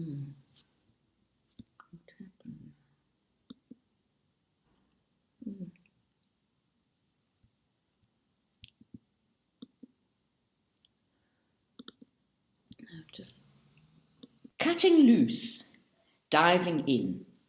What is homing? It's the instinct to return, to go to the place we remember, It's the ability to find, whether in dark or in daylight, one's home place. We all know how to return home. No matter how long it's been, we find our way.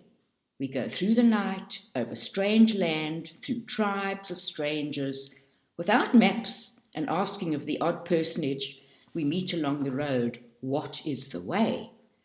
The exact answer to where is home is more complex, but in some way it's an internal place, a place somewhere in time rather than space, where a woman feels of one piece. Home is where a thought or feeling can be sustained instead of being interrupted or torn away from us because something else is demanding our time and attention. And through the ages, women have found myriad ways to have this, make this for themselves, even when their duties and chores were endless. I first learned this in the community of my childhood, where many devout women rose before 5 a.m. and in their long dark dresses wended their way through the grey dawn to kneel in the cold nave of the church, their peripheral vision cut off by babushkas pulled forward. They buried their faces in their red hands and prayed, told God stories, pulled into themselves peace, strength, and insight. From time to time, my Aunt Catherine took me with her. When once I said, "It's so quiet and pretty here," she winked and shushed me. "Don't tell anyone. It's a very important secret." And so it was, for the walking path to the church at dawn and in the dim interior of the church itself were the only two places of that time where it was forbidden to disturb a woman. It's right and proper that women eke out, liberate, take, make, connive to get, assert their right to go home. Home is a sustained mood or sense that allows us to experience feelings not necessarily sustained in the mundane world: wonder, vision, peace, freedom from worry, freedom from demands, freedom from constant clacking. All these treasures from home are meant to be catched in the psyche for later use in the topside world. Although there are many physical places one can go to feel her way back to this special home, the physical place itself is not home. It is the vehicle that rocks the ego to sleep so that we can go to the rest of the way by ourselves. The vehicles through and by which women reach home are many: music, art, forest, ocean, fume, sunrise, and solitude. These take us home to a nutritive inner world that has ideas, order, and sustenance all of its own. Home is the pristine, instinctual life that works as easily as a joint sliding upon its greased bearing, where all is as it should be, where all the noises sound right, and the light is good, and the smells make us feel calm rather than alarmed. How one spends one time on the return is not important. Whatever revivifies balance is what's essential. That is home. There is not only time to contemplate, but also to learn and uncover the forgotten, the disused, and the buried. There we can imagine the future and also pore over the scar maps of the psyche, learning what led to what and where we will go next. As Adrienne Rich writes about taking back the self in her evocative poem, Diving into the Wreck, there is a ladder. The ladder is always there, hanging innocently close to the side of the schooner. I go down, I come to explore the wreck. I came to see the damage that was done and the treasures that prevail. The most important thing I can tell you about the timing of this home cycle is this: when it's time, it's time.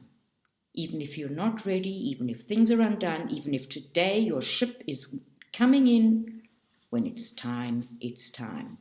The seal woman returns to the sea, not because she just feels like it, but because today is a good day to go, not because her life is all nice and tidy. There is no nice and tidy time for anyone. She goes because it's time, and therefore she must. We all have favourite methods of talking ourselves out, of talking the time to go home. Yet, when we retrieve our instinctive and wildish cycles, we are under a psychic obligation to arrange our lives so that we can live them more and more in accordance. Arguments about the righteousness versus the wrongness of leave-taking in order to return home are useless. The simple truth is that when it's time, it's time. Some women never go home and instead live their lives a la zona, zombie in the zombie zone. The most cruel part of this lifeless state is that women functions, walks, speaks, acts, even accomplishes many things, but she no longer feels the effects of what has gone wrong. If she did, her pain would make her immediately turn to the fixing of it. But no, a woman in such a state hobbles on, arms out, defended against the painful loss of home, blind and, as they say, in the Bahamas, she's gone sparrowed, meaning her soul has gone off without her and left her feeling, no matter what she does, not quite substantial. In this state, women have an odd sense that they are accomplishing much, but feel little satisfaction. They are doing what they thought they wanted to do, but the treasure in their hands has somehow turned to dust. This is a very good awareness for a woman to have in such a state. Discontent is the secret door to significance and life-giving change. Women I've worked with, who have not been home in 20 or more years, always weep upon the first setting foot on that psychic ground again, for various reasons, which seemed like good ones at the time. They spent years accepting permanent exile from the homeland. They forgot how immensely good it is for rain to fall on dry earth. For some, home is the taking up of an endeavour of some sort. Women begin to sing again after years of finding reason not to. They commit themselves to learn something they've been heartfelt about for a long time. They seek out the lost people and things in their lives. They take back their voices and write. They rest. They make some corner of the world their own. They execute immense, intense decisions. They do something that leaves footprints. For some, home is a forest, a desert, a sea. In truth, home is a holograph. It's carried at full power in even a single tree, a solitary cactus in a plant shop window, a pool of still water. It is also full potency. It also at full potency in a yellow leaf lying on the asphalt, a red clay pot waiting for a root bundle, a drop of water on the skin. When you focus with soul eyes, you will see home in many, many places. For how long does one go home? As long as one can, or until you have yourself back again. How often is it needed? Far more often if you are sensitive and are very active in the outer world. Less so if you have thick skin and are not so out there. Each woman knows in her heart how often and how long is needed. It's a matter of assessing the condition of the shine in one's eyes, the vibrancy of one's mood, the vitality of one's senses. How do we balance the need to go home with our daily lives? We pre-plan home into our lives. It's always amazing how easily women can take time away if there is illness, if a child needs them, if the car breaks down, if they have toothache. Going home has to be given the same value, even stated in crisis proportions if necessary, for it is unequivocally true.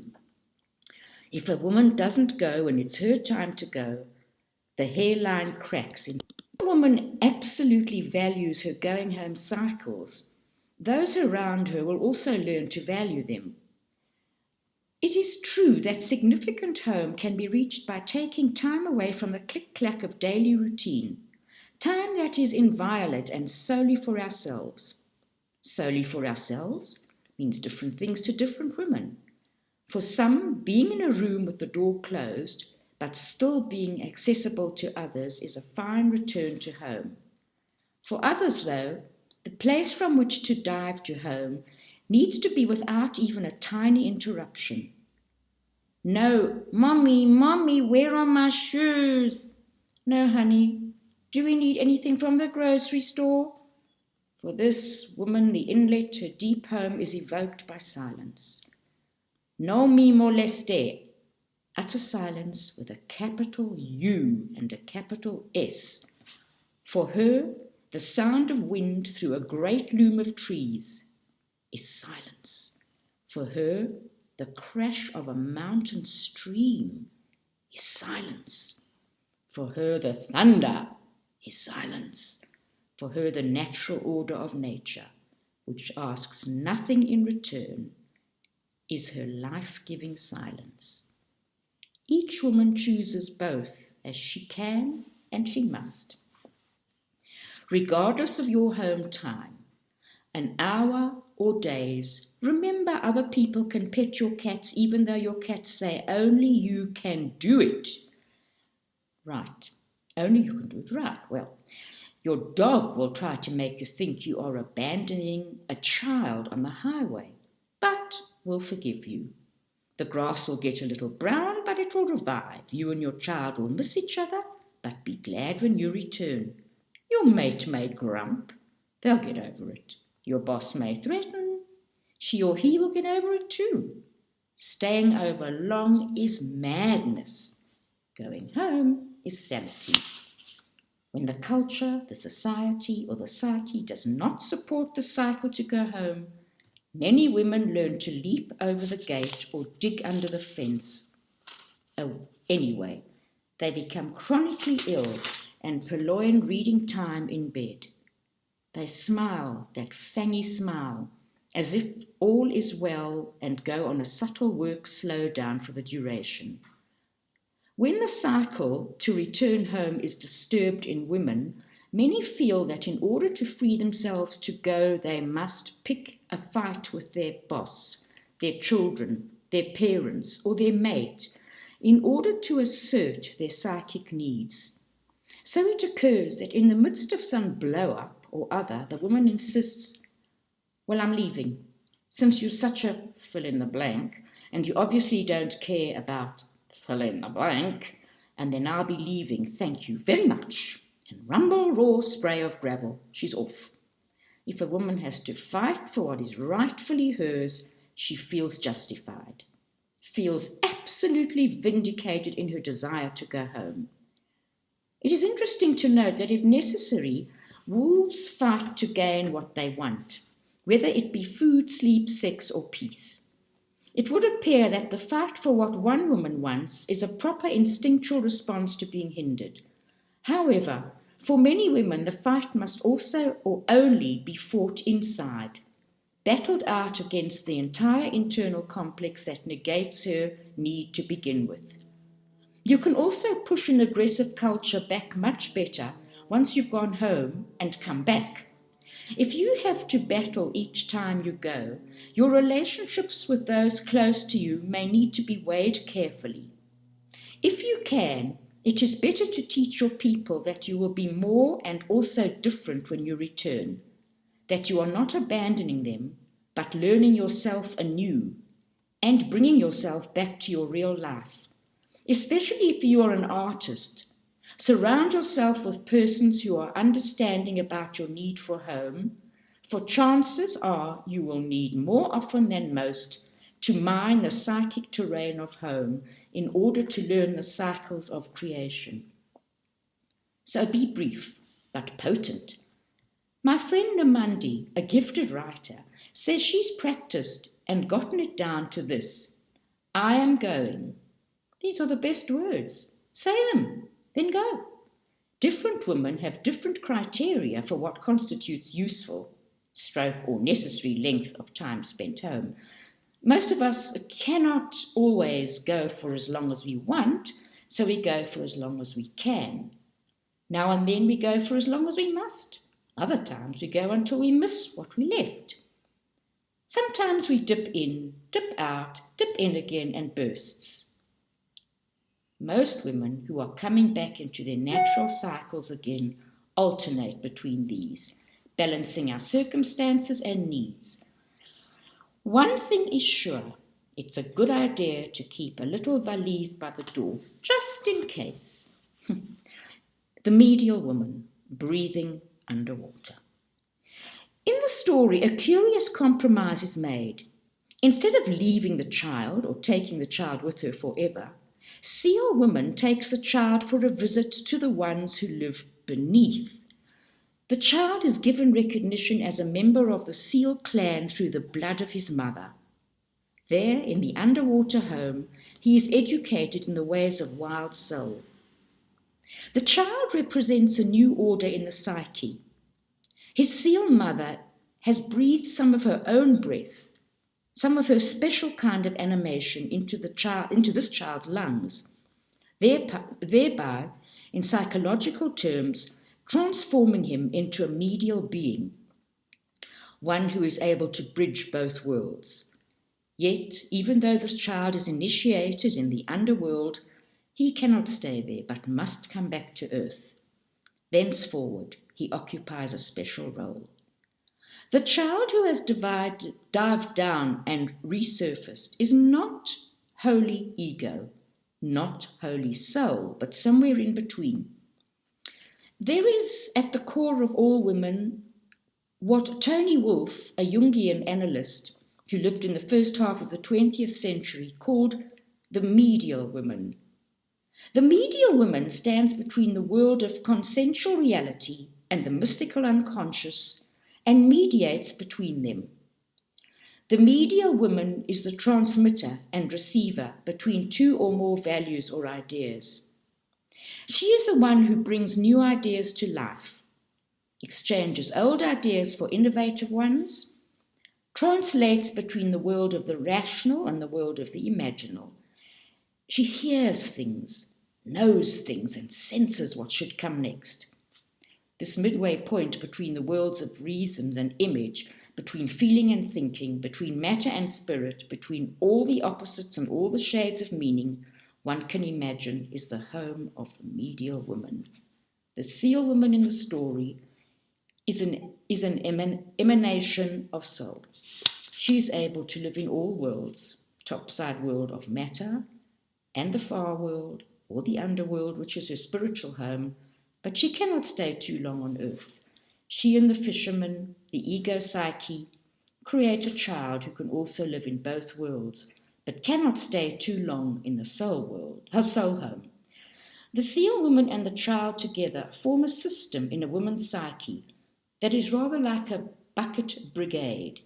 The seal woman, soul self, passes thoughts, ideas, feelings and impulses up from the water to the medial self, which in turn lifts those things into land and consciousness in the outer world. The structure also works conversely. The events of our daily lives, our past traumas and joys, our fears and hopes for the future, are all passed hand over down to the soul, who makes comments on them in our night dreams, emanates its feelings upward through our bodies, or pierces us with a moment of inspiration with an idea on the end of it. The wild woman is a combination of common sense and soul sense. The medial woman is her double and is also capable of both. Like the child in the tale, the medial woman is of the world but can travel to the deeper reaches of psyche with ease. Some women are born with this as their gift. Other women acquire it as a skill. It matters not which way one arrives at it. But one of the effects of going to home on a regular basis is that the medial woman of the psyche is strengthened each time a woman goes and returns. Surfacing. The wonder and pain of returning to the wild home place lies in the fact that we can visit, but we cannot stay. No matter how wonderful it is in the deepest home imaginable, we cannot stay underwater forever, but must rise back to the surface. Like Urach, who is gently placed on the stony shore, we come back to our mundane lives infused with a new animation. Even so, it's a sad moment to be placed back on the shore and on our own once again. In ancient mystical rites, initiates returning to the outside world also felt a bittersweet mood pass through them. They were glad and refreshed, but also a little wistful at first. The remedy for this small mourning is given when seal woman instructs her child, "I am always with you. Only touch what I have touched, my fire sticks, my ulu, knife, my stone carvings of otters and seal, and I will breathe into your lungs a wind for the singing of your songs." Her words are a special kind of wild promise.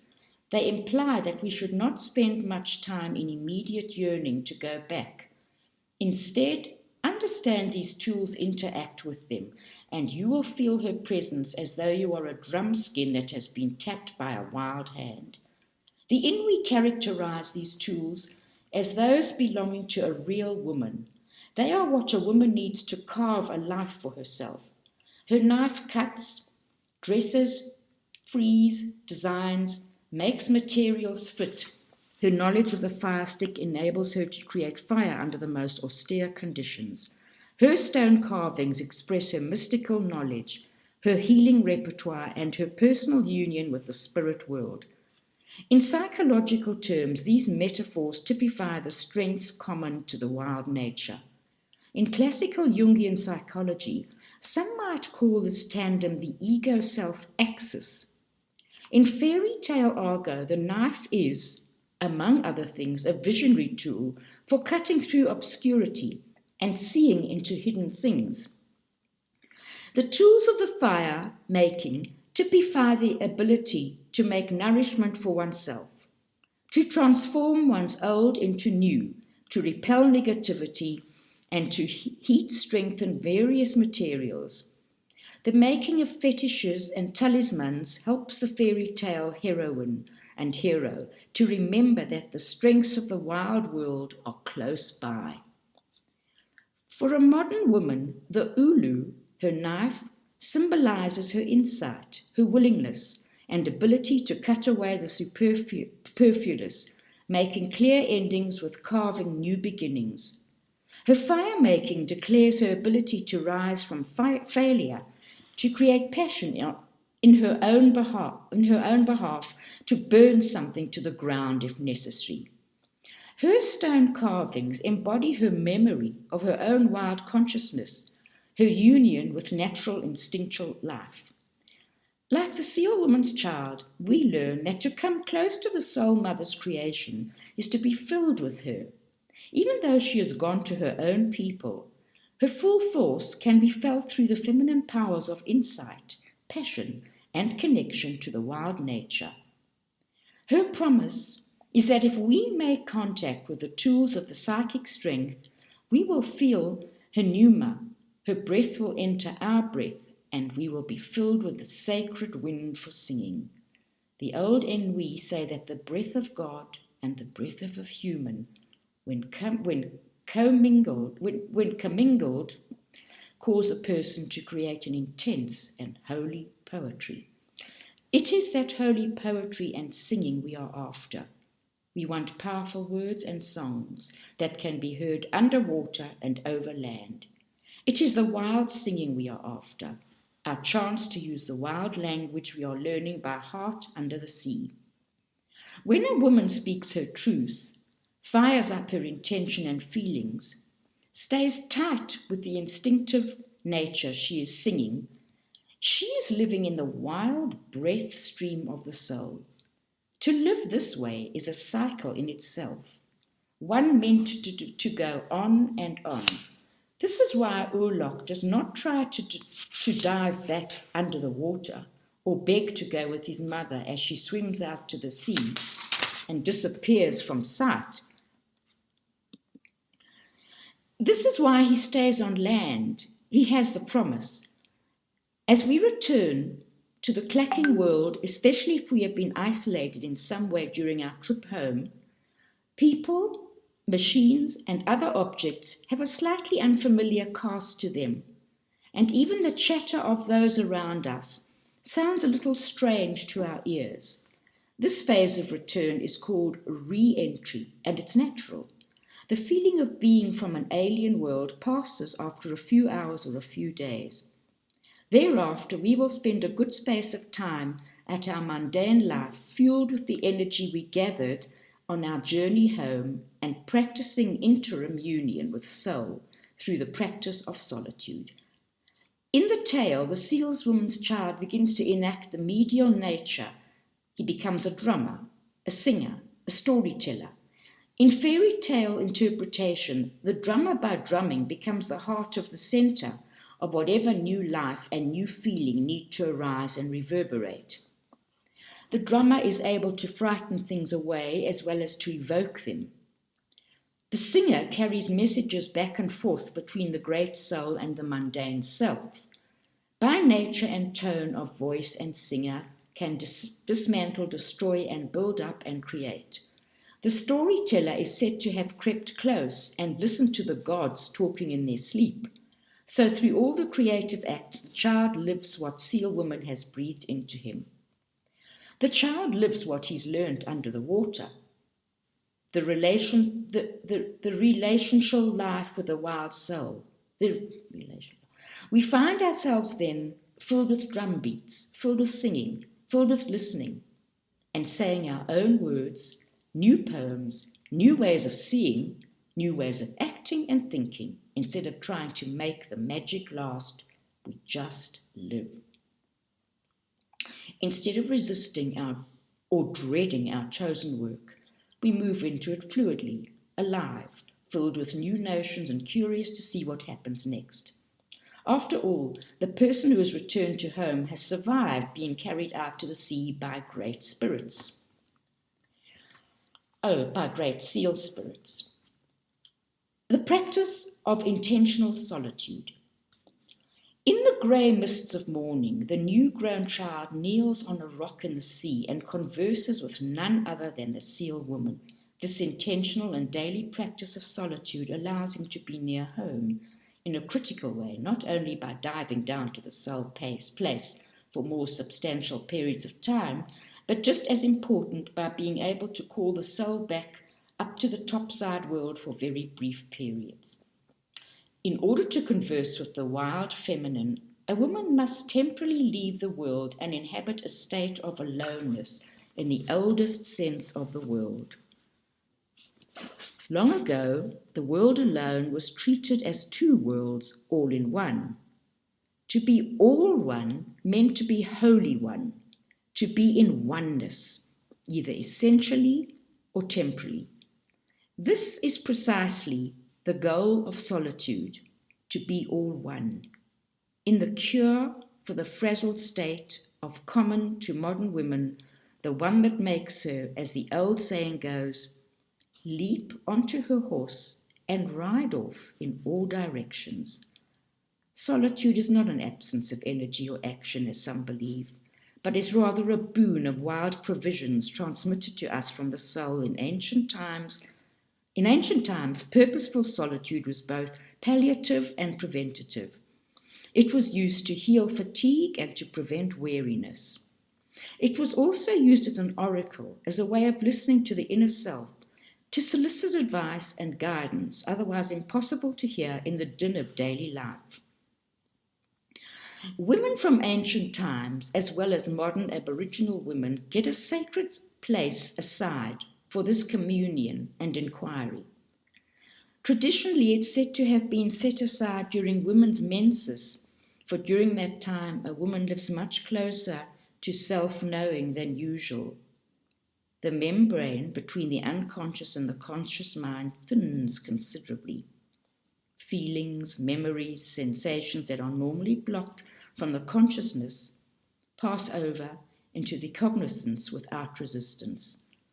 When a woman takes solitude during this time, she has more material to sift through. However, in my exchanges with tribal women from North, Central, and South America, as well as female progeny of some of the Slavic tribes, I find that the woman's places were used any time, not just during menses, and more so that each woman often had her own woman's place, consisting of a certain tree, place at the water's edge, or some natural forest or desert room or ocean cave.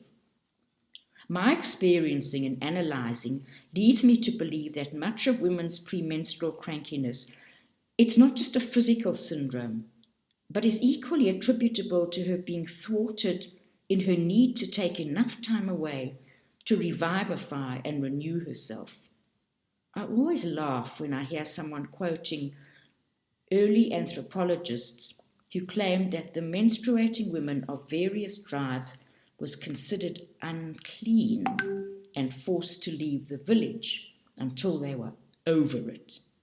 All women know that even if there was such a forced ritual exile, every single woman to a woman would, when her time came, leave the village, hanging her head mournfully, at least till she was out of sight, and then suddenly break into a jig down the path, crackling all the way. As in the tale, if we establish a regular practice of intentional solitude, we invite a conversation between ourselves and the wild soul that comes near to the shore. We do this not only just to be near our wild and soulful nature, but as in the mystical tradition since time out of mind, the purpose of this union is for us to ask questions and for the soul to advise. How does one call up the soul? There are many, many ways, through meditation or the rhythms of running, drumming, singing, writing, painting, music making, vision of great beauty, prayer, contemplation, rite and ritual, standing still, even entrancing moods and ideas. All are psychic summonses that call the soul up from the dwelling place. However, I advocate using these methods that require no props, no special location, and that can be accomplished as easily as a minute as in a day. This means using one's mind to summon the soul self.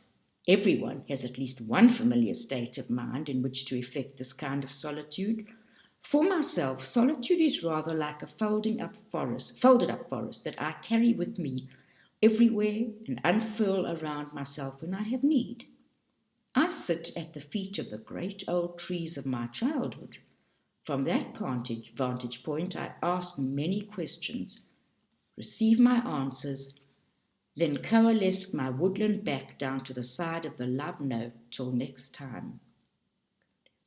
The experience is immediate, brief, informative. Truly, the only thing one needs for intentional solitude is the ability to tune out distractions.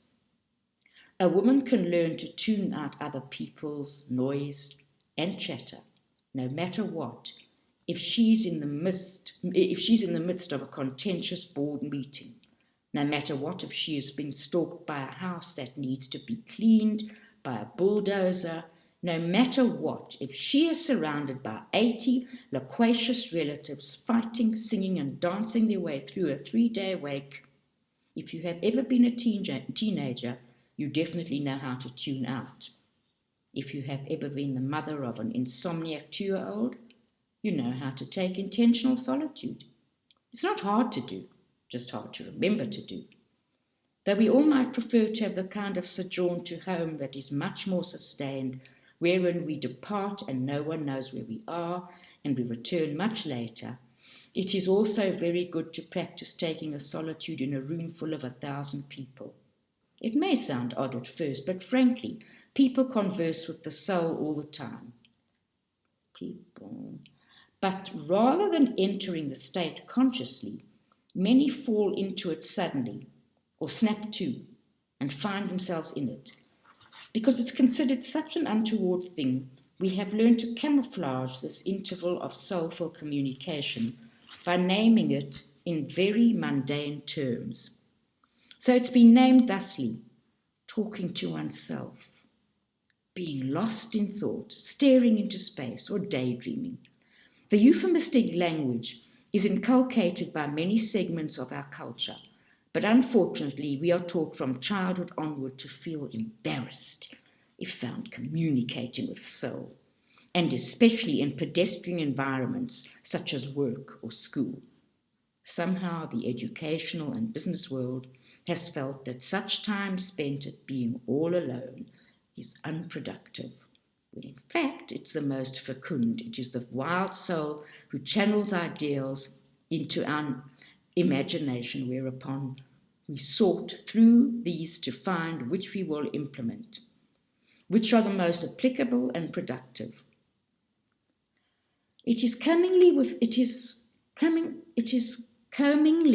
with soul that causes us to glow bright with spirit, willing to assert our talents, whatever they might be. It's the brief, even momentary, but unintentional union that supports us to live out our inner lives, so that instead of burying them in the self-inversion of shame, fear, of reprisal or attack, lethargy and complacency, or other limiting reasons and excuses, we let our inner lives wave, flare, blaze on outside for all to see. So, in addition to gaining information about whatever we wish to see into, the taking of solitude can be used to assess how we ourselves are doing in any sphere we choose. Earlier in the tale, we saw the child stay under the sea for 7 days and nights, this being a learning of one's older cycles of nature. 7 is oft considered a woman's number, a mystical number, synonymous with the division of the moon cycle in 4 parts, waxing half full and waning. It's been usual in women's traditions that at full moon cycle, an inquiry should be made into the state of one's being, the state of one's friendships, one's home life, one's mate, one's children.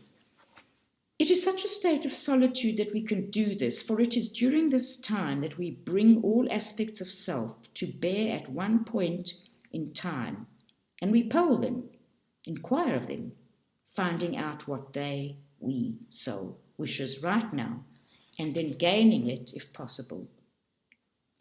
In this way, we take vital soundings of our current condition. There are many aspects of our lives to assess on a continuing basis: habit, work, creative life, family, mate, children, mother, father, sexuality, spiritual life, and so on. The measurement used in assessment is simple: what needs less and what needs more. What are asking from the instinctive self, not logically, not ego-wise, but wild woman-wise. That work, adjustments, loosenings, or emphasizing, needs to take place, as we are still on proper course in spirit and soul. It's the inner life showing on the outside. We need battening, protection, ballast or weights. What needs to be disposed of, moved or changed? What needs batting or protection, right? After a period of practice and cumulative effect of intentional solitude begins to act like a vital respiratory system, a natural rhythm of adding knowledge, making minute adjustments, and deleting the unusable over and over again. It's not only potent but pragmatic for solitude lives low on the food chain. Though it costs something in intention and follow through, it can be done at any time in any place. Over time, as you practice, you'll find yourself designating your own queries to soul. Sometimes you may have only one question. Other times you may have none whatsoever and just wish to rest on the rock near the soul, breathing together. Woman's innate ecology. In the tale, it is said that many try to hunt the soul to capture and kill her, but no hunter is able. It is one more fairy tale reference to the instructability of the wild soul. Even if we have been working, resting, or playing out of cycle, it does not kill the wild woman. It only tires us out. The good news is that we can make the necessary corrections and return to our natural cycles again. It is through the love for the caring of our natural seasons that we protect our lives from being dragged into someone else's rhythm, someone else's dance, someone else's hunger. It's through validation of our distinct cycles for sex, creation, rest, play, and work that we return to define the discriminate between all our wild senses and seasons. We know that we cannot live the confiscated life. We know there is a time when the things of men and the people and things of the world must be left for a while. We have learned that we are like amphibians. We can live on land, but not forever. Not without trips to the water and to home. Overly civilized and overly oppressive cultures try to keep women from returning home.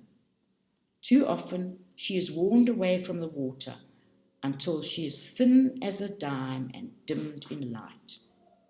But when the call for extended to leave home comes, when the call for extended leave to go home comes, a part of her always hears, has been waiting to hear.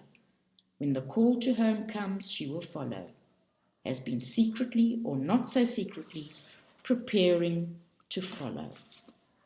She and all the allies of her inner cycle will restore her ability to return. This empowering process does not apply to just a woman here and a woman there. It applies to all of us.